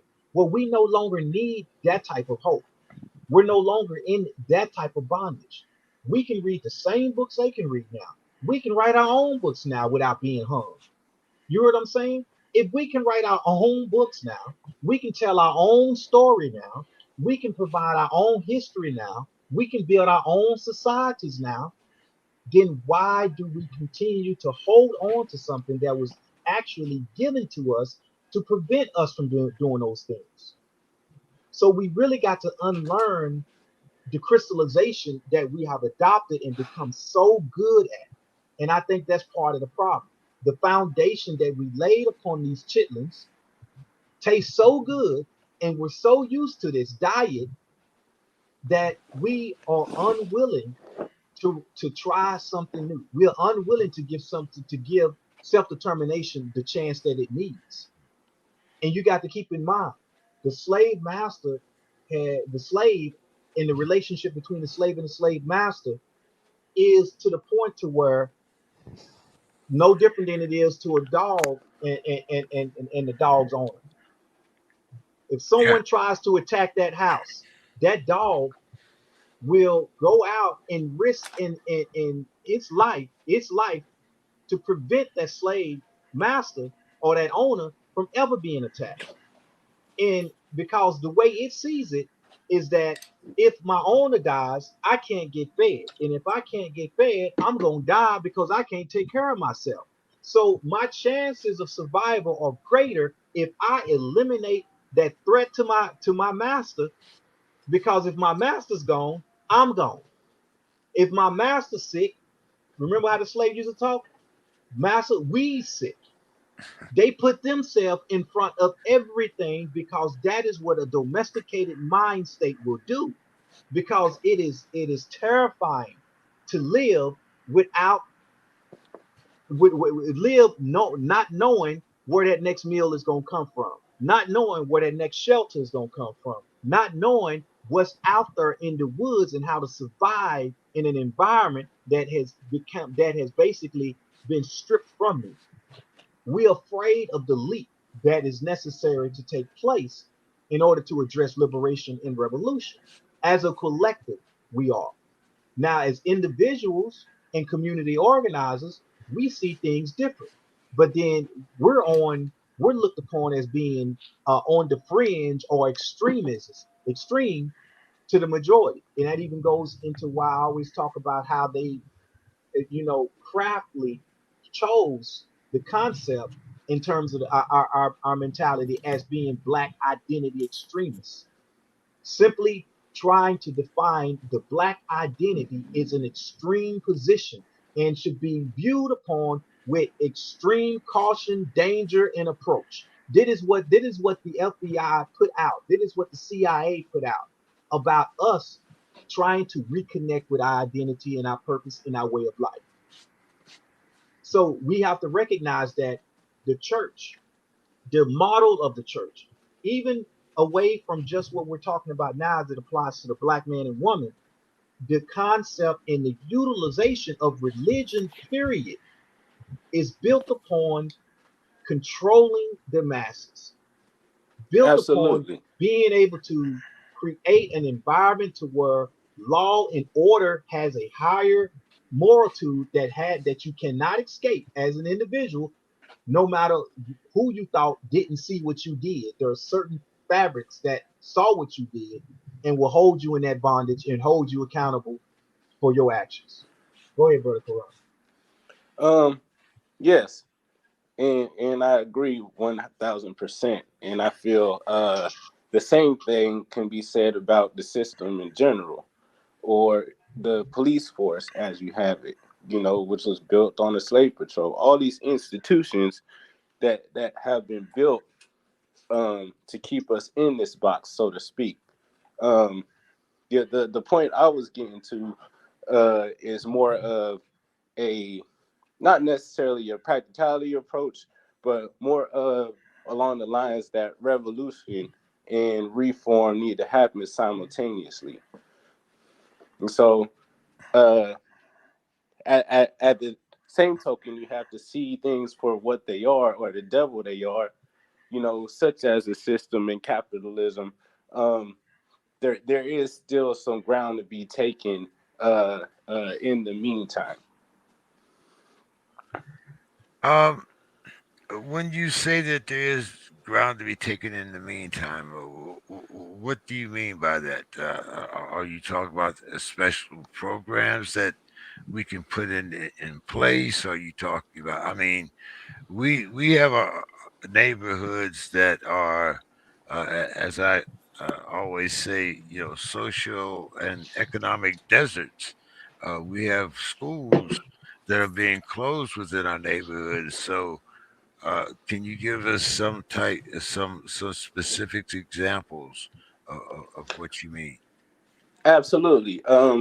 We've always been our number one undervalued resource, domestically and internationally.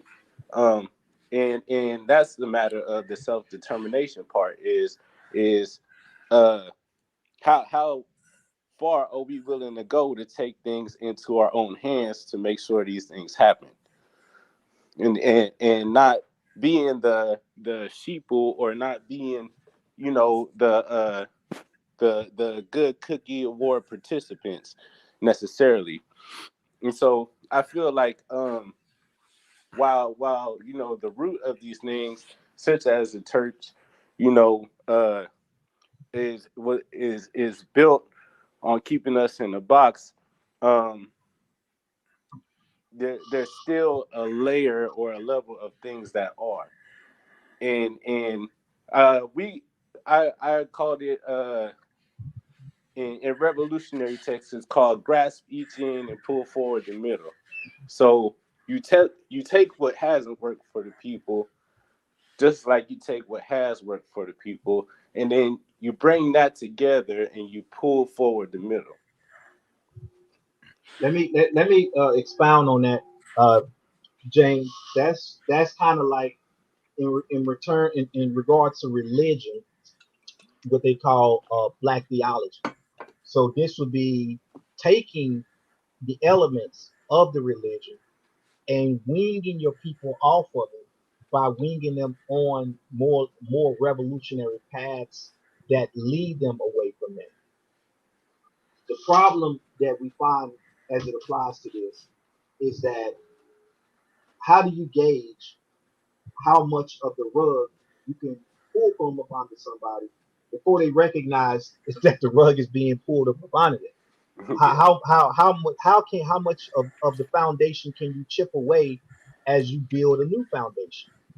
And as well as with that, when other pastors, other churches, other movements start seeing you going in this direction, they start having they start fearing it and start having problems with it, because if they're not ready to move and they're not ready to take off in that direction, now that they're dealing with this issue of they can't keep up and they're unwilling to keep up, because what you're doing is going to impact like how Quran was saying about the sheep, is going to impact the congregation that they're trying to win over. It's going to impact the influence that they have. And so it even goes back to one of the conversations you had earlier with last person that was on the that just came off the show, Dr. Casey, in regards to uh, some politician being paid out or politician being bought out. The deal is the system itself has I guess you call parameters that they utilize to self-contain others that's going to try to operate outside of those parameters. So from that standpoint, this is oftentimes where you get these quote unquote scandals, built-in scandals. It's like when a movie star tries to get introduced into Hollywood and don't want to wear that dress. So the pastors oftentimes have dirt upon themselves, Mm-hmm. whether they can dig back into their past or whether they can fabricate something. Because keep in mind, the FBI fabricated a lot of stuff if they couldn't dig it up. And just based on the way that it is so easy to influence people through dirt and misinformation and miscommunication, the same thing would happen in terms of just trying to destroy the image of us moving away from the mainstream approach of religion if we're not ready to define, develop, and defend all at the same time. See, Absolutely. that's why I say how much can we jump? Are we willing to jump over that ledge? Because And when we that's talk about crumbling the institution of religion, mhm. you're going up against hundreds and even thousands of years of oppression. See, here's the problem that I find, Brother Williams and Brother Quran. Um, we're let's say you have that rug that you're talking about, where you have all of these old people that are standing in the middle. So the middle of that rug is worn out. Now we have all of these edges around here that have never been used, and they're relatively fertile. They're ready to be developed. But when we fold that in, we have all of this old stuff in the middle that's unused to change, and instead of binding with the outside where the youth is and being strengthened, we have the old part wanting to cut away the outside and maintain this same foundation with a bunch of old ideas, a bunch of old methods. How do we? How do we? Do we have to? Do we have to perform surgery and cut that middle out and build from the ends? What do we do here? Without uh, um, there being some type of culling of the herd. Well, even that, you're dealing with a lead follow dynamic when you talk about a congregation or a body. Um, it's a polarization. So really, the answer isn't as hard. As it doesn't have to be so hard. Honestly, it just takes organizers. At the end of the day, it takes organizers that get it. Uh, Going back to the black church, or going back to Malcolm or Martin, or going back to anyone who had whatever. Uh, the important part wasn't to come up to the brother and be like, "Hey, you got it wrong with the Christianity, or you got it wrong with XYZ." That's child's play. That's in the middle ground.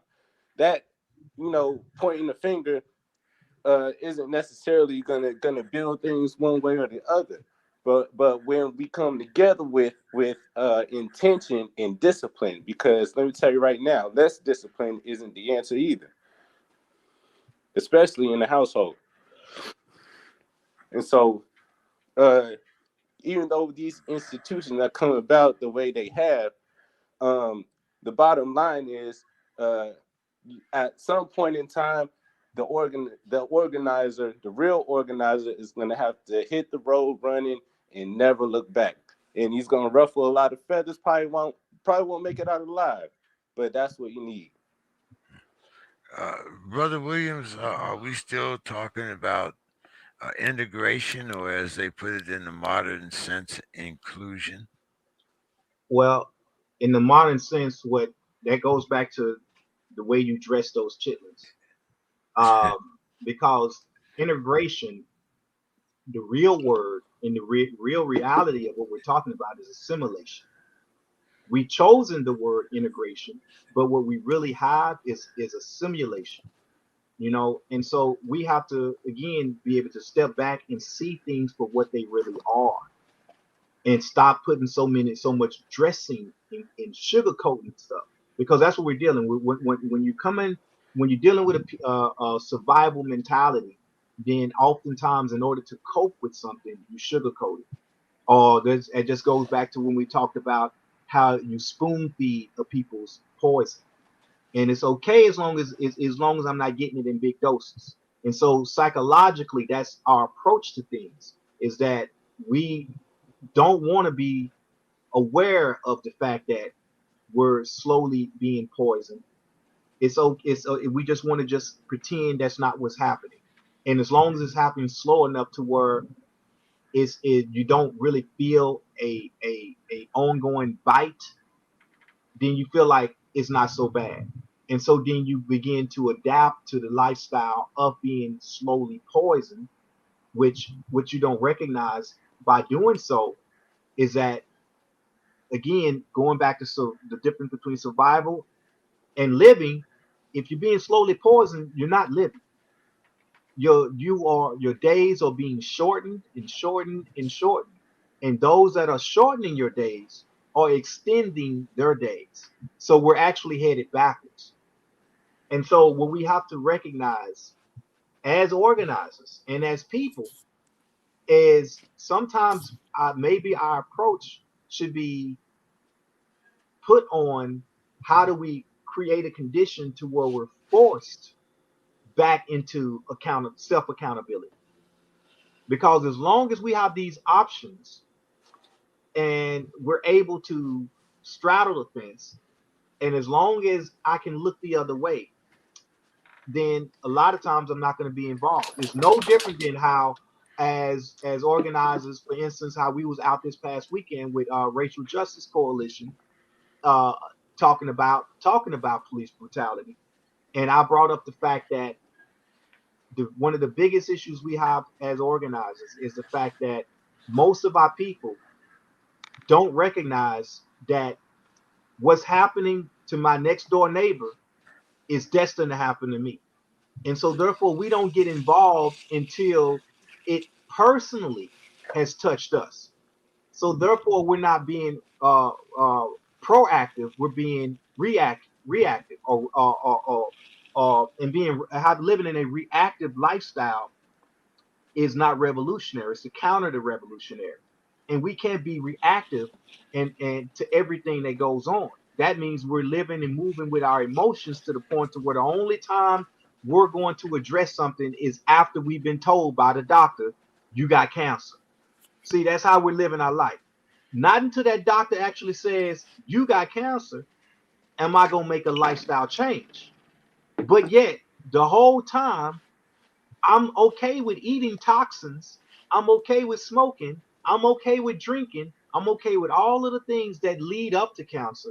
But until I've been literally told that I got cancer, I'm not willing to make a change. And it's no different than with our liberation. Because we feel like we're free, because we feel like we have the options and ability to move around, and we have the ability to assimilate, not until we are forced to have to do for self are we willing to do for self. And unfortunately, that accountability and that morality that Quran was talking about, that rests upon the shoulders of the church versus resting upon the shoulders of the parents, and rest upon the shoulders of us having a rites of passage to where we can teach morality and teach right conduct to our children without putting the quote unquote fear of a God in them. Then this is what we're left with. We've gone so long being domesticated that the answers of simplicity are convoluted, within the methodologies of the approach, and that's what we're left with, unfortunately, until we're willing to wake up or forced to wake up. Um, like you said, are being forced to wake up. Uh, what what will be the tipping point to where we are forced to wake up? We're already talking about like you mentioned police brutality. We always talk about defunding the police, reforming the police.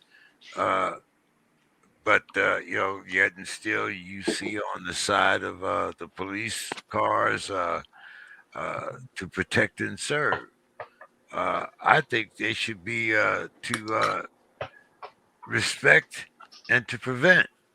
Right. Uh, I'm gonna give you a scenario, and I want to make a prediction here. And it may take a few years for this prediction to happen, or maybe a decade. But let's just look at the lifestyle of slavery as it applies.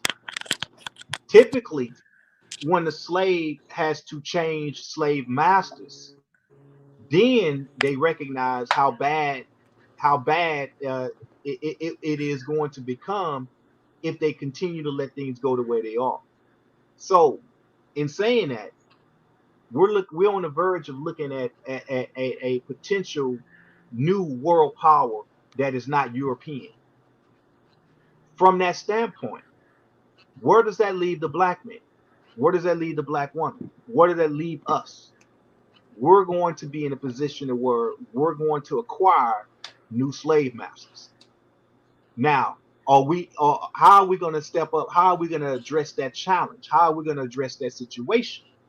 I think that's going to force us in a position to where we're not going to have any choice but to wake up, because I think the new slave master is not going to see the value or the benefit of the third generation down of the old slave. In other words, their immediate slave is going to be the one that was our immediate slave master. So where does that put us in the chain as being not is not necessarily being a form of cheap labor or another form of free labor anymore, but literally being extinct or eradicated, because we get pushed off the chain or pushed off the edge, so to speak. And I think when that type of reality is what we're faced against, then we would change our tune. Then we have no choice but to change our tune or be extinct. And unfortunately, I feel like that is probably what it's going to take, because kind of like what you was alluding to, we're back at the position of where certain aspects of voting rights are being stripped away. Certain aspects of us even being able to challenge or learn upon our identity are being stripped away. Certain bones are being thrown at us to reintegrate us within more assimilation. But on the horizon of that, our totality in terms of who we are and what we can become is being thinned and thinned out. So we're being conditioned to not be Africans at all. In fact, the conditioning is moving us away from the recognition of what that is to more of a sexual premise, Brother and that's Robert, and that's where the world is going, which is even more warped. we're not even allowed to become farmers Right. anymore. Hunters, gatherers. I mean, all the things that we, as by nature, are endowed to do, is becoming extinct. And that's pushing us more and more to either a full-fledged position of assimilation or a full-fledged position of self-determination. So the line is going to be drawn for us because we're unwilling to draw that or line ourselves. or a line of dependency. Right. That's what I mean. It's like if we're unwilling to do it for ourselves, then someone else is going to draw that line for you. And like I say, that new slave master is not going to treat you the same way that other slave master did. And I'm not saying that to say that we should be happy with the one we got. I'm saying that to say that the one we got should show us that if we don't figure this out, then we got something even worse coming down the pipeline. So if we don't start getting ready to be self-determined now, then it may come a time to where it's not it's gonna not be even feasible to have that thought. Uh, Brother Quran,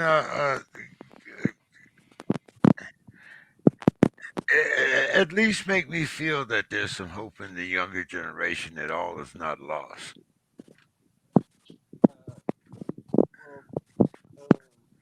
We can barely hear you.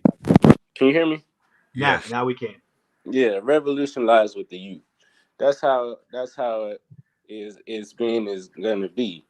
Um, See, the only thing that's wrong with that, Brother Quran, is that I said that when I was a youth, when Huey Newton was living, when when we had real heroes, not just men of plastic or men of the hour. I mean, we had real men, and we said it's the same thing. Like, uh, we, well, we were the youth, and we thought we were going to bring about change. But 50 years later, I'm talking about the same thing. I mean, definitely change has been brought about. That's just to be understood. But when we get to talking about revolution, we understand that it's not going to happen in our lifetime or the next. Maybe not the next after that. But the idea behind it is to build uh, along the way. And let me say this in terms of what Quran is getting at. What we talk about within the Panther Party is foundational generational advancement. And the reason why we stick to that as a methodology is because it forces the current generations to recognize that you have to start planning for your future. So even as we talk about self-determination, then we're talking about equipping the youth with the ability to be able to be in charge, equipping the youth with the ability to be able to take the next generation further. Because unlike what we dealt with, James, within your youth, we recognize now that we are dealing with systematic and a systemic racism to the point that if we don't raise up the next leaders, then there will not be a chance. And so we get away from this whole egotism of having these prominent individual figures that everybody tries to run toward, that messiahship. Because remember, COINTELPRO was based around preventing what they refer to as the rise of the Black Messiah. MK Ultra was a project targeted toward what was it about Black people. One of the elements within MK Ultra was to basically dissect our relationship with religion and our relationship with the concept of a Messiah, or the concept of having a propping up an individual, so much so that the masses of the people would fall victim to head body type relationships. hmm And then they And get the so, power to write the story because it's so easy to clip the head when it's so prevalent. And so what you got to live with all the brothers that you speak on is assassination and death. And then what does that do to the psychology of the people or in dealing with self determination?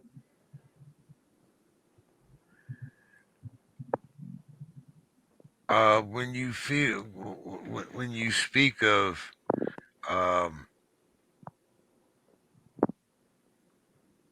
martyrdom, and you speak of passing the passing on of knowledge, um, I think that it is much more detrimental to us as a people to lose our sense of self than it is to actually lose uh, our sense of worth and lose the sense of those that have came before us and those that have made that sacrifice.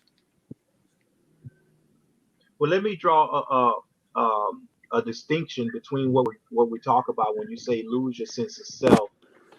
Um, that goes right back to what we was talking about within the context of religion. How do we define value in work within ourselves?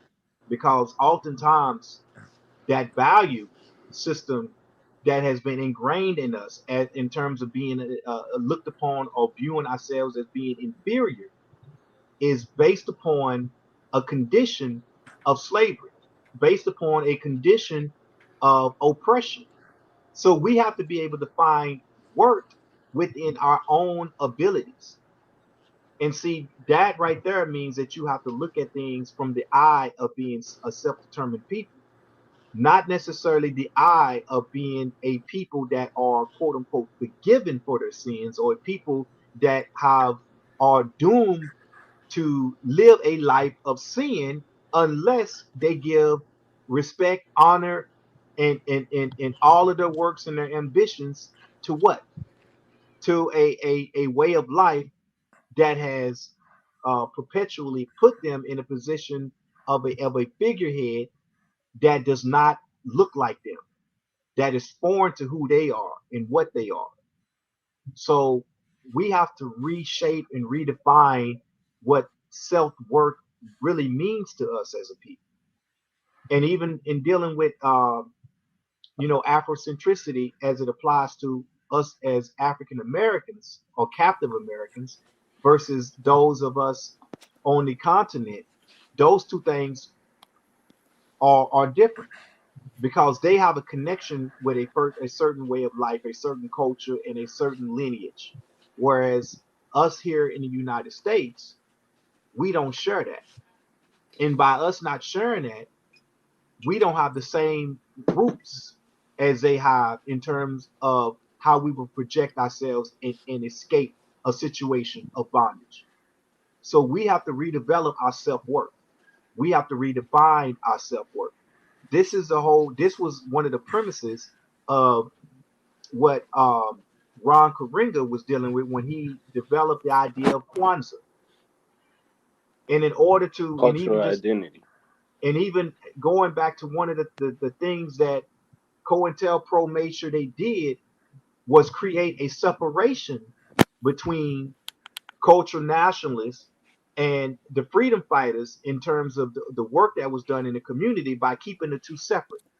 This is why the US organization and the Black Panther Party was pinned against each other in the first place. This is why that happened the way it did, is because they wanted to keep us from uniting with with an identity and a sense of drive and purpose. Because the Black Panther Party for self-defense recognized and stood for the fact that we must be willing to stand up and demand rights, demand accountability, and demand a way of life.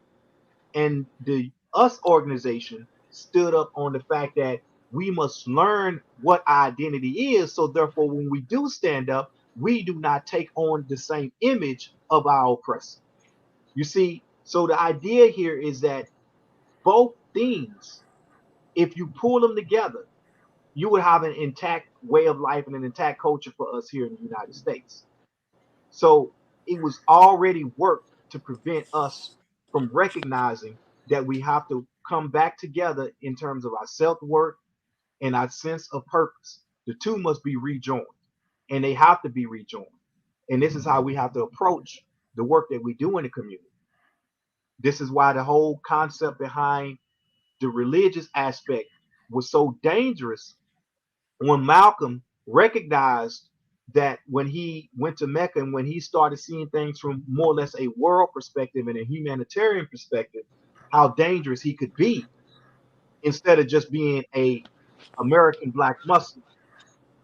So he started realizing that they are that the idea here is to keep us separate, keep us separated in our religious perspective and our cultural and identity perspective. And that's why they assassinated him. And the same thing goes to Fred Hampton in terms of what he was doing with the Rainbow Coalition and recognizing that the idea here is to keep the masses asleep and keep the masses and the people from recognizing what unity looks like. Because then, going back to when you talked about dealing with defunding the police and addressing the injustice system, you have a leg to stand on. Because when the people unite behind recognizing the will and the power that they can have as a people, then you put the government relationship and the people relationship in a whole different category. And then we don't be as codependent upon the system. And the same thing as to why the United States government saw the Black Panther Party breakfast program as being the number one threat to the internal security of the United States, because we were implementing and utilizing the fact that we could feed our own people, and having access to feed our own people uh, physically meant that we was also going to start feeding them mentally and spiritually. So we were supplying our people with proper conduct, proper morality, political education, and physical nourishment. And so the idea here is to destroy the Tower of Babel, so to speak, is to split up the structure and separate the warriors from basically the warriors from the intellectuals, and keep us constantly divided. And we have to be aware of that as a tool. So when we talk about generational advancement, foundational generational advancement, is recognizing that we have to reunify these elements and move forward with them within the next generation, so that they don't fall victim to the lack of the history significance that your generation uh, was living upon, James. Well, as I said, I'm hoping that within these next quarter of a century that things do make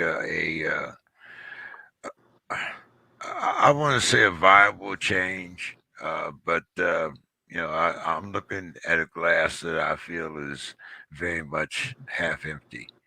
But why don't we get start getting our final thoughts for tonight, Brother Karan? Why don't we start with you? Why don't you give us your final thoughts on not just the role of the Black Church, but our role as revolutionaries and our role as people that should be able to shape our own destiny.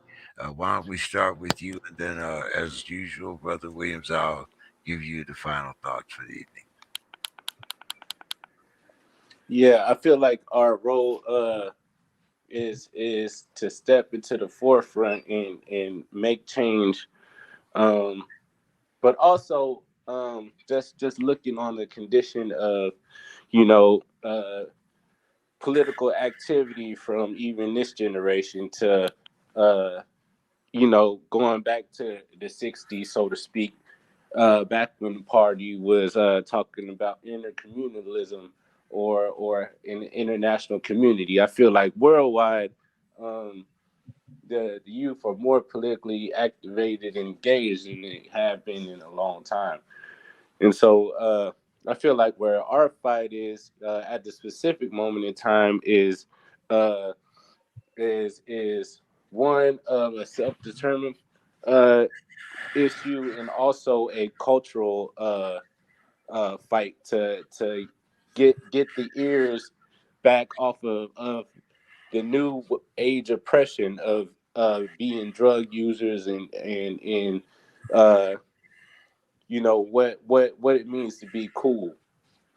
And so that's where I feel like the youth, the fight is with the hearts of the youth and the minds of the youth, as far as the hypnotization that's being done, just by proxy, by mainstream and the commodification of the people.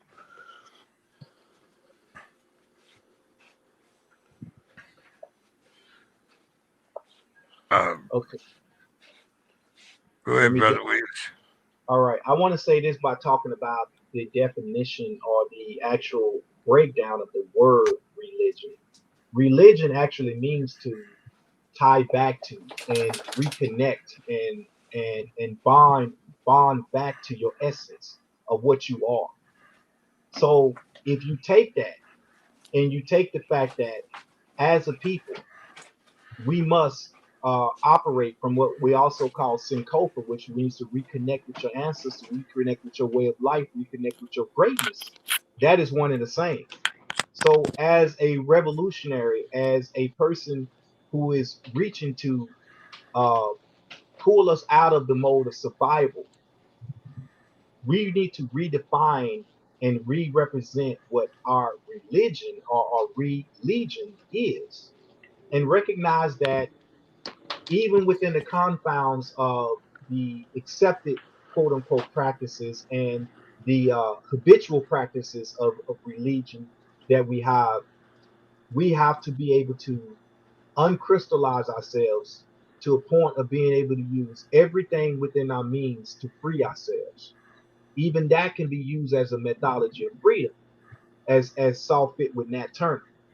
But recognize that our end game and our goal is to free ourselves. So anything that is bonding you to a way of life that subjugates you under someone else's control needs to be shedded ultimately.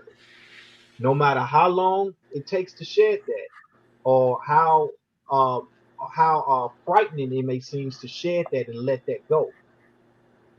To represent true religion means that we must tie back to our essence and our greatness and be able to see that through for the next generation. And we owe it to humanity to start correcting these issues because the world is on a crash course of destruction. Let's just see that for what it is. As long as we continue to allow things to go the way they are going, this planet is on a crash course of self destruction. So we want future generations to have the ability to be able to benefit from what we are benefiting from today, and that's fresh air, and that's the ability to just live to some degree, no matter what state or condition you find yourself in. When if you talk about a nuclear holocaust, if you talk about the destruction and you talk about what's going on with the planet in terms of the environment as a result of capitalism and imperialism, things are going to be worse for that next generation if we do not start addressing these now. So no matter who you are, what race you are, know that if we continue to let things operate the way they are operating with those that are in control, whether we talk about religion or we talk about the political process, right now things are leading us down a path of destruction. So that revelation that people speak about within religion is coming, but it can be prevented. And that's what we have to recognize. Don't allow crystallization to set into to a point to where you accept what has been fed to you and not be part of the solution. So I like to say and leave our people with a not a system of hope, but a system of recognizing accountability and being held accountable and holding myself accountable and holding the fact that I need to do my part to make things better. This, in essence, is the greatest thing that you can do for the sake of a creator. This planet is a living, breathing entity. We are on the planet. We are not the planet. We are on the planet. Let us stop being arrogant. Let us stop being motherfuckers and recognize that our Mother Earth is dying, and we owe it to ourselves to correct this process. That is accountability. Stand up, be accountable. All power to the people. All power to the people. All power to the people. I will see you next Monday, brother Robert, and Brother Quran, we feel free whenever you can drop by. Yes, Uh, sir. thank everyone for listening tonight. And next week we will start our new series on uh, black conservatives. So be sure to join in. We'll probably only have about 3 weeks of people, but you can come in and listen if you want. So have a great weekend. Talk to you next week.